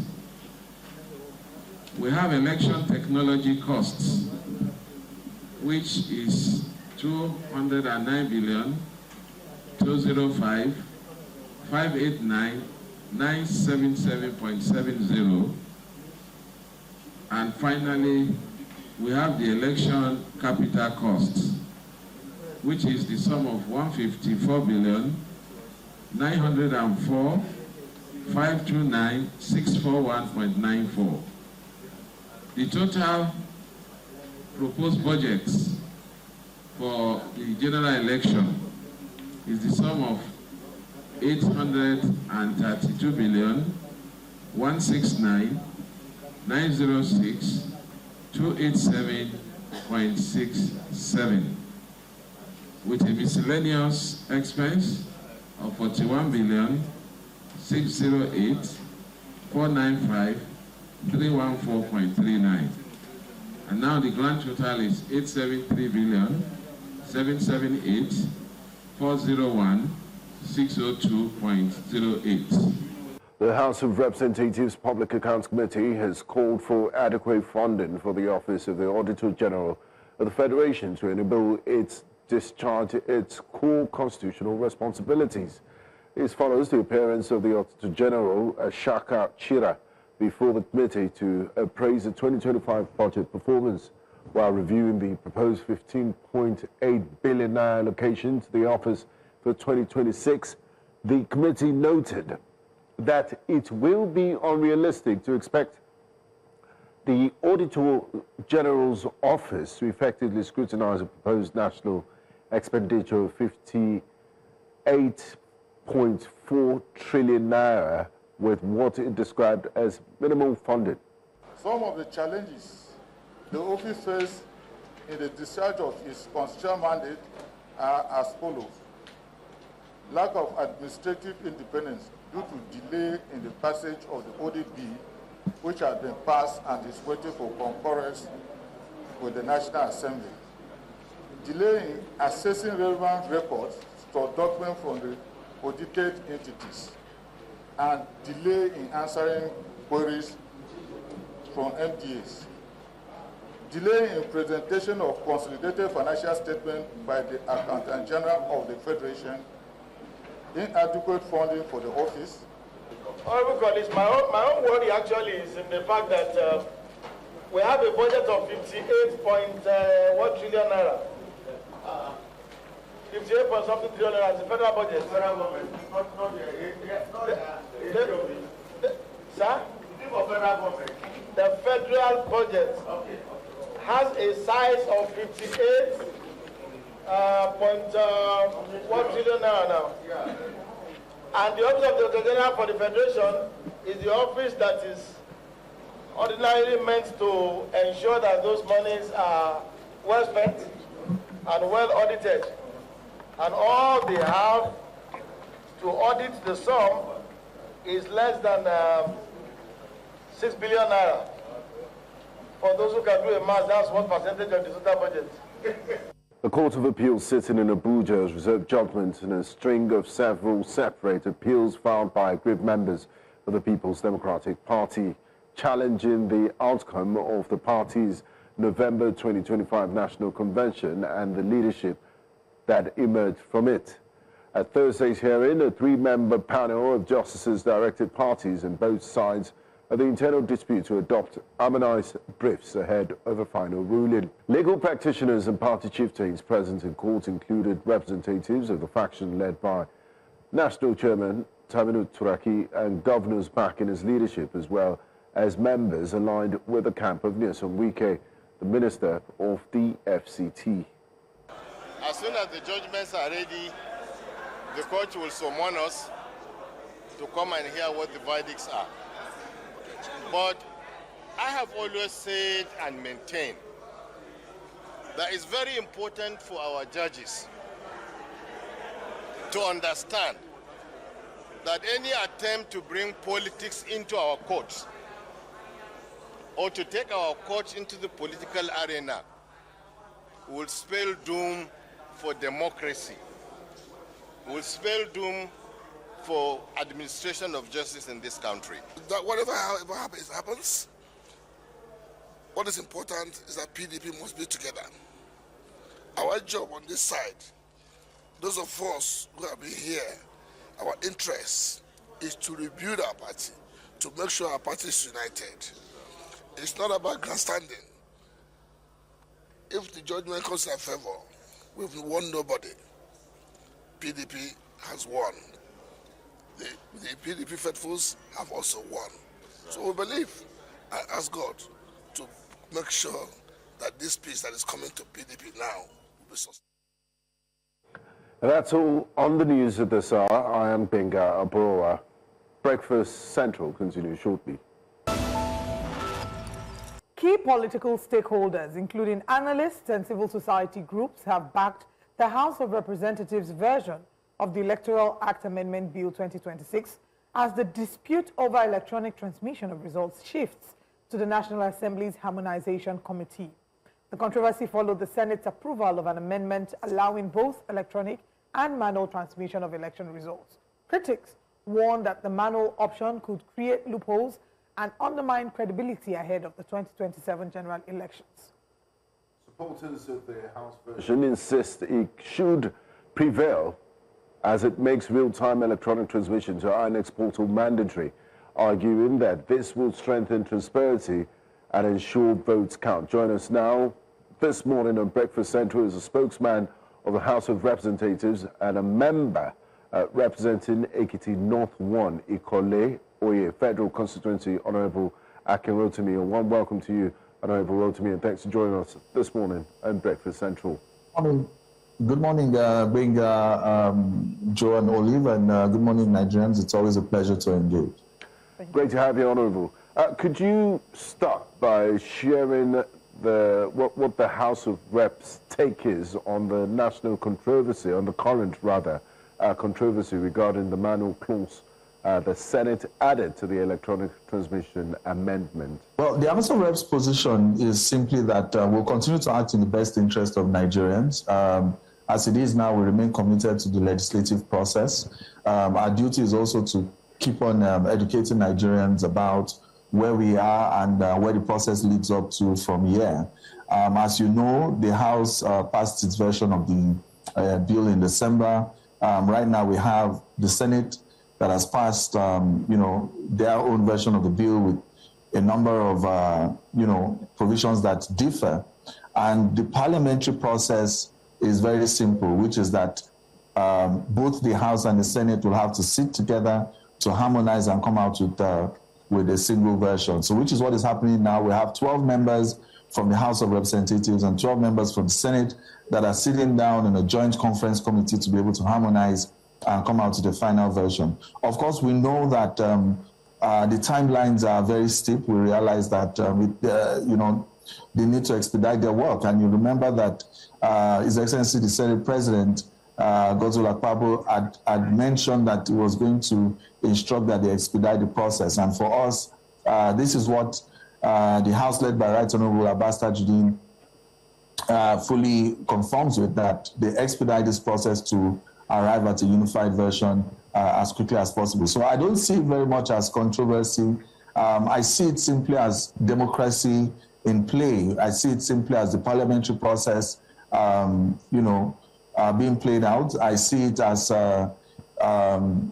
civic engagement, civil society, and all those that are agitating for free, fair, and credible elections, having their say in the process, in putting pressure on we as lawmakers to do what's in the best interest of Nigerians. So essentially, the House of Representatives remains committed to this process, and we would, work to ensure that, the eventual version of the bill that's harmonized and passed, reflects the yearnings of Nigerians. But what safeguards would you say are being put in place to ensure that, we prevent a technical execution or technical excuses on this day? Because you saw what happened with the tax laws and the controversy therein, saying, what we approved was not what was gazetted. So what safeguards will the House put in place, or has the House put in place, to ensure that we do not see a repeat of such occurrence? Okay, so the National Assembly is an institution of records, right? And what, your reference to the tax bills was simply a matter of, a version of the tax bills that was different from what it is that was passed, that was being circulated around, not by the National Assembly, but from other sources that were not authorized. And what we did as an institution is to direct that the properly gazetted version, be, made available to the public. And we have an Authentication Act that prescribes that the only authority that can, release a version of, the correct version of any bill, any law that has been passed is the clerk to the National Assembly. And he was the one that issued, the gazette. He released the gazette and also directed that the government printers, per the provisions of the Authentication Act, gave the instruction that it should be made available to the public. So it's that was what happened. And in this extant case of the Electoral Act, we remain committed to the process. Our processes are transparent, both in the House and the Senate. We're going to, they've started meeting, engaging, because they know that they have very, very, very tight timelines. As you know, the membership of the committee is bipartisan. You have members from all over Nigeria.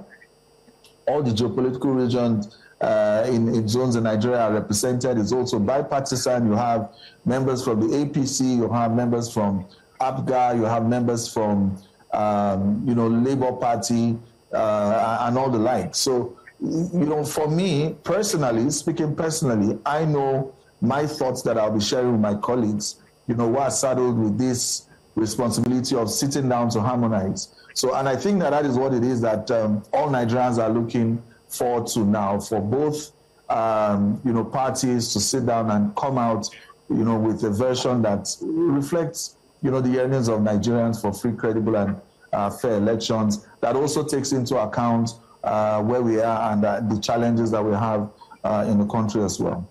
Okay, so 12 members are meeting from the Senate, 12 members from the House. Everyone is coming together. And can you tell us if Nigeria should expect a closure today?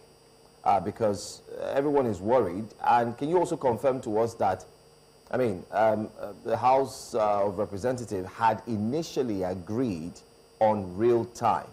Because there seems to be some discrepancies around that the House of Representatives had agreed on real time. But when it came to the Senate, it was quite different, so on and so forth. Just help us with that. Well, okay, I can't promise for today, but I realize that, we understand the responsibility that we have and the implications of coming back to us very quickly on the 2027 elections. So they've been given the mandate to expedite the process of coming back to the Committee of the Whole for us to consider the outcomes of their deliberations. Of course, the version that was passed in December by the House was not just the outcome of efforts from the House. I would say that it's the outcome of joint efforts of both the House and the Senate, because from very many months before that, both the Electoral Committee of the House and the Senate Electoral Committee are dissolved into a joint House and Senate Committee on Electoral Matters to deliberate on these issues. A lot of Nigerians had their input, civil society, from across the board had, input in the process, in arriving at, those provisions. So it's also part of the legislative process that when a committee lays its report before the Committee of the Whole, there are deliberations, you look at it a little more closely, and that's why we have a bicameral legislature. In some cases, one chamber feels, okay, yes, what the committee has done, we can adopt in total. The other feel that we should have a look. And you would see that, yes, the House's version prescribed for real-time transmission. The Senate, in their own wisdom, felt, okay, let us take into cognizance, the challenges of technology. That's debatable, but that's their position, that let them leave a fail-safe clause that in the event that there's any communication gaps or anything, then, we'll fall back to manual transmission. But both versions actually mandates electronic transmission of votes. But overall, I would like to also clarify that both the House and the Senate, the National Assembly as an institution, my counterpart in the Senate, Senator Yemi Adaramodu, the spokesperson of the Senate, has been on the media also clarifying, it's about rebuilding the trust that Nigerians have. Most of this backlash and the agitations and the advocacy, is sometimes because it's a function of the distrust that people have for leaders generally, but also the legislature. And we are working really hard, to regain the trust by ensuring that the outcomes of this process reflect the agitations of Nigerians. I'd also like to clarify that this is not an opposition agenda, as some would want to frame.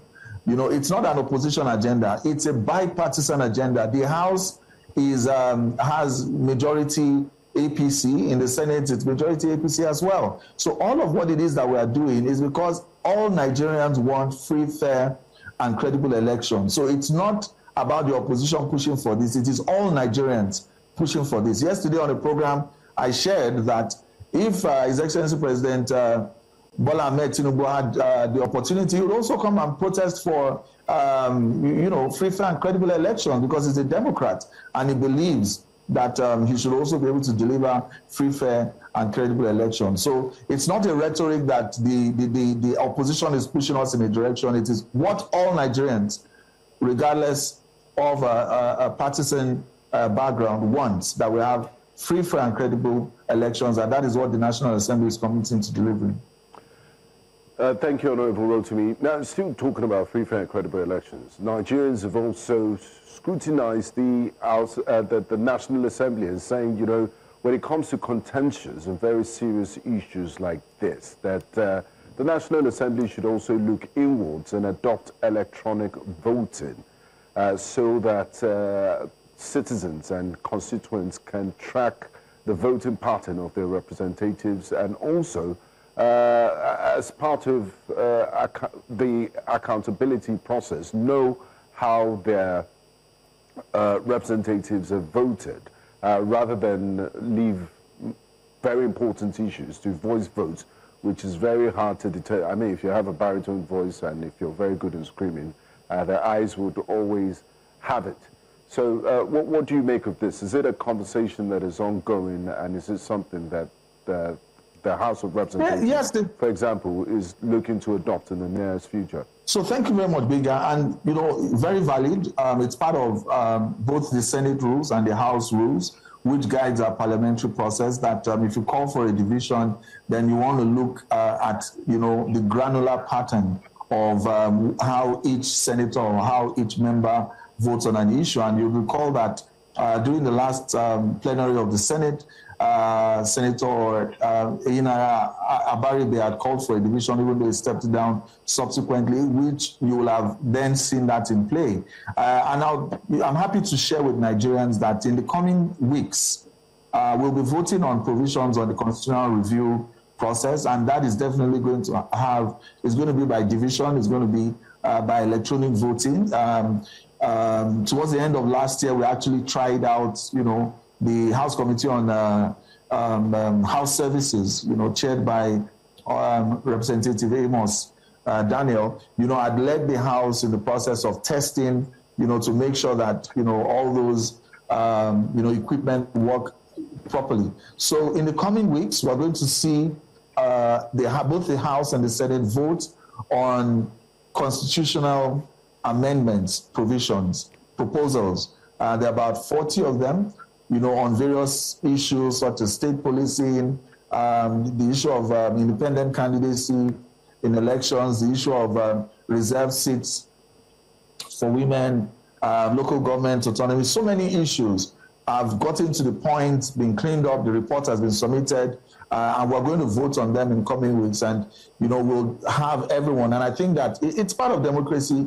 If I know the people in Ikole here, for example, would want to know how I'll vote, on certain issues. They want to see that I'm accountable to voting, on issues that are important to them. Same thing for people from all constituencies as well. So electronic voting is definitely voting by division as against voting by voice vote is definitely part of our parliamentary procedures. It's part of the Senate rules, it's part of the House rules, and you're going to have that in use in the coming weeks on voting on constitutional amendment proposals. I think that it's very important, to talk about the voting mode. Very important conversation to have, because those are some of the complaints we've heard regarding the use of voice votes, where Nigerians would think this is a weighty issue. Shouldn't this have been, debated in a different manner? So we get to know who is putting their voice behind what. But can you walk us through the process, what the typical legislative process is like, for those who wonder, how do these amendments come to pass? What are the stages that we have to go through before we can finally say, this law has been amended or this law has been passed? Thank you very much. And I like that question a lot, because it's an opportunity to engage with Nigerians on the electoral process. As we know, a bill is introduced at the very early stages. A bill can come either as a House bill or a Senate bill. If it comes as a House bill, or in whatever chamber it comes, is introduced, by way of, being published in the journal, right? And then it comes for first reading. When it comes for first reading, when it's listed for first reading, in both the notice paper for the week and also the order paper for a particular day, then everybody is put on notice that this bill has been listed. And then it's then scheduled. Between that time, it is expected that the sponsor of that bill takes time to, lobby colleagues, educate the public on the provisions of this bill. And then it is then listed subsequently for second reading, right? When you're then expected to debate on the floor with your colleagues. And at that stage, it's either negative or it's passed, to move on to the next stage. If it passes, it's referred to a relevant committee. So if it's a health bill, so this electoral bill, for example, is referred to the House Committee on Electoral Matters, who then deliberates on the bill internally. They hold a public hearing. Most of our public hearings per our House rules, you are mandated to publish in the papers and, invite stakeholders from across the sector. They come, share their thoughts. After all of that, after a lot of work, the committee puts together a report that's laid before the House for consideration. After its consideration, clause by clause, it's voted on.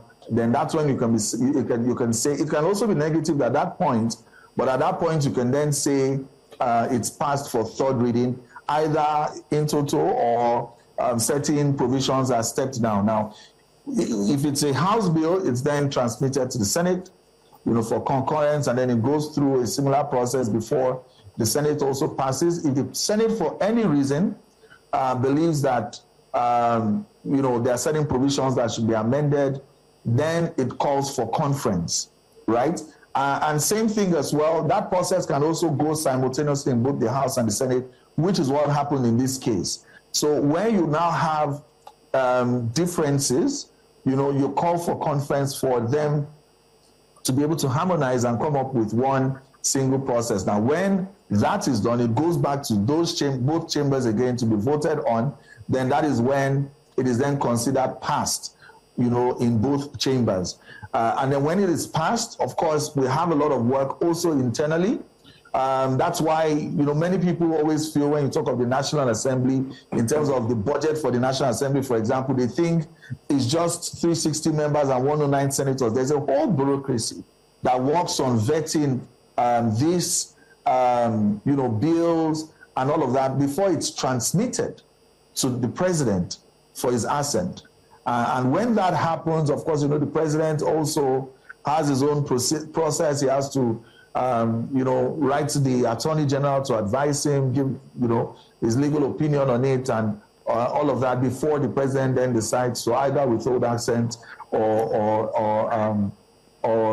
pass the bill. Now, in relation to this bill, you will see that we have also worked very hard because of the timelines to ensure that all stakeholders are also carried along. So when the House Committee on Electoral Matters had been engaging, we had engaged extensively with INEC, we had engaged extensively with the judiciary, and all stakeholders, so that we know exactly what their thoughts are. So it's not that we arrive at a bill that has been passed that is then now not acceptable to INEC, they say they can't implement the provisions, or the judiciary has any issues around, being able to interpret that law properly. So these are the, essentially the ways that, laws are made. It's made intentionally, I won't say difficult, but, all these multiple processes is so that we don't arrive at laws that are problematic. You have to look at laws properly to ensure that they don't conflict with the ground law, the Constitution, or any other extant laws, and they work in the best interest of the issues that you're trying to cure. Of course, you know that a bill can be a fresh bill, totally fresh bill, or it can be an amendment to an extant law, which you can then call for, amendments. So Nigerians, again, because every time that there's been military interventions in our body policy, the legislature has always been the one that has been suspended. The judiciary continues, the executive continues in some form, but the legislature, so we're just 25 years, or going to 26 this year, in an unbroken stretch of legislative practice. That's why some of these things are still sometimes strange or alien to Nigerians. Now, Nigerians are understanding the process more, and it's an avenue for Nigerians to know how to engage more. So when you hear that a bill has passed second reading, it's not for you to go and rest. It's for you to ensure that you show up at the public hearing, you submit memoranda, you know when it's coming up for debate, you have to engage your representative, to share your thoughts on what position should be marshaled and all. So for us, and that's why I thank you very much for this platform, News Central. You've done a lot of work in advancing, greater knowledge and understanding of the parliamentary process, and we can only do that a lot more over time to let Nigerians understand the process a lot more. All right, Honourable. I would like you to stay with us just for a few more minutes. We have a few questions to ask, but let's take a break. After the break, we'll continue this conversation. Stay with us. Welcome back. If you just tuned in, this is Breakfast Central. Maybe you'll be expecting the front pages of the newspapers, but on a Friday like this, we decided to focus on what really matters. Not that the papers don't matter, but because we do have a spokesman, House of Representatives, Honorable Akin Rotimi, who's here with us live in our Abuja studios. So right before the break, we've talked about the processes from the House of Representatives, the Senate, or the joint assembly, how they would look into this, and you've told us that it happens today. 12 members each, or a piece. They'll be sitting down, and there's also a statement from you that Nigerians should not expect that they will be able to do everything today in terms of making sure that the process, the electoral process and reforms are done and dusted. But let's go to another aspect of the conversation that Nigerians are raising. There is a certain fear, which you have also alluded to, mistrust, that comes from Nigerians, the civil society organizations, which has to do with loyalty to either the people or to the current administration. From cap wearing that has the signage of the president, and also down to singing on your mandate at, in the House. So Nigerians are wondering, are these representatives truly representing the people? And how are we certain that starting from this electoral reform, unlike the tax issue, which would also touch a bit, how are we sure that they would have the interests of the people at heart? You're the spokesperson. Can you clarify this? Right. So I'll tell you, for the House of Representatives, it's a very vibrant mix, of members. You have over 70% or thereabouts that were brand new members that had not held legislative office before now. And at the beginning of the tenure, we had sat down together under Right Honorable Abbas Tajudeen to decide that we were going to make a huge difference and, address this issue of distrust that Nigerians have generally for leaders generally, but specifically about legislators, so people can begin to know that, this 10th Assembly House of Representatives is working in the best interest of Nigerians. So our allegiance are solely to Nigerians and the people that elected us, and that's why you see that we've been the most prolific in terms of the number of bills that have been introduced. As at our mid-year mark last year, by June last year, we had surpassed over 2,500 bills. We have several landmark bills that have, addressed various aspects of human endeavor. We've responded with bills and motions to issues that affect Nigerians. So our allegiances are number one to the people, and to our consciences. I know how vibrant our conversations on our platforms are, on issues. For us in the ruling party, it's my role speaking for the House generally, but I'll tell you that as a member of the ruling party, there are issues that we take on privately with our leaders. I'm not an opposition lawmaker. I'm not expected to play to the gallery and come and be sharing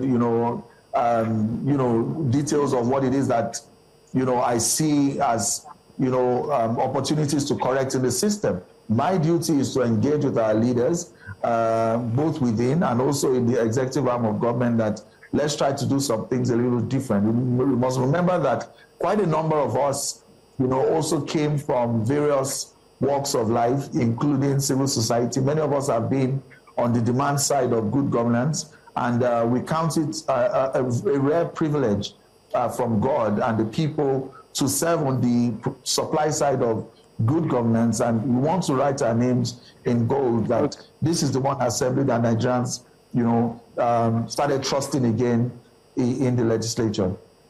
Would have loved to press further than that, but we're trying to make the best use of the little time we have left. The primary responsibility of government, and it's even in the Nigerian constitution, is to safeguard the lives of Nigerians. And Nigerians are basically tired of condolences and press statements, oftentimes on the floor of the House of Representatives. They do talk about these issues as a matter of urgent public importance. And I'm talking about the repeated massacres and the terrorism in different parts of the country. In the last 3 weeks alone, over 200 Nigerians have died. Your constituency is, Ekiti State, borders Kwara State, borders some troubled areas, and I'm sure it's of concern to you too, the level of insecurity. What specific laws has the National Assembly passed, or is it urgently prioritizing to reform Nigeria's security architecture and to hold security chiefs accountable for multiple intelligence and operational failure that has led to this killings of Nigerians in their hundreds? So first of all, I should, convey, our condolences on the most recent massacres in Moro and other places. Mr. Speaker had issued a statement in that regard. It's just like you rightly said, it's extremely frustrating and disheartening. Almost every plenary session we have, there is a security-related bill or motion, that's being considered. I, for one, just like you rightly said, I'm from Ekiti State and Ekiti North, right, that borders both Kogi and Kwara states. In fact, the security breakdown that you had in Eruku in Kwara State, many weeks ago, it's literally like 3 kilometers away from Iyemero, which lies in my constituency, barely 3 kilometers. So they could actually hear those gunshots from within my constituency and were extremely traumatized. About 2 years ago, 2 of my traditional rulers were killed within my constituency, were murdered in my constituency on a road that I just passed through myself just about 5 days before that time, and I'd engaged with those same traditional rulers just about 3 days before that time, and it was a whole lot. So, but it's not about lamentations, it's not about emotions, it's the fact that Nigerians are looking to us. Just like you rightly said, the Constitution prescribes primarily our duty about security of lives and property, and we'll continue to advance bills and motions that address this issue. I'm proud of the fact that I'm one of the sponsors of the bill for state policing, for decentralizing our security architecture to allow the subnationals to also be able to have their own systems, their own police. And I believe Mr. President has also said that this is something that he's looking to the National Assembly to fast track.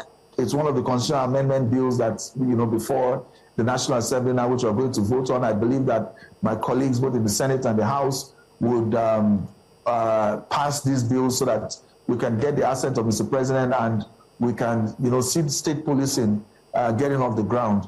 Much more than that,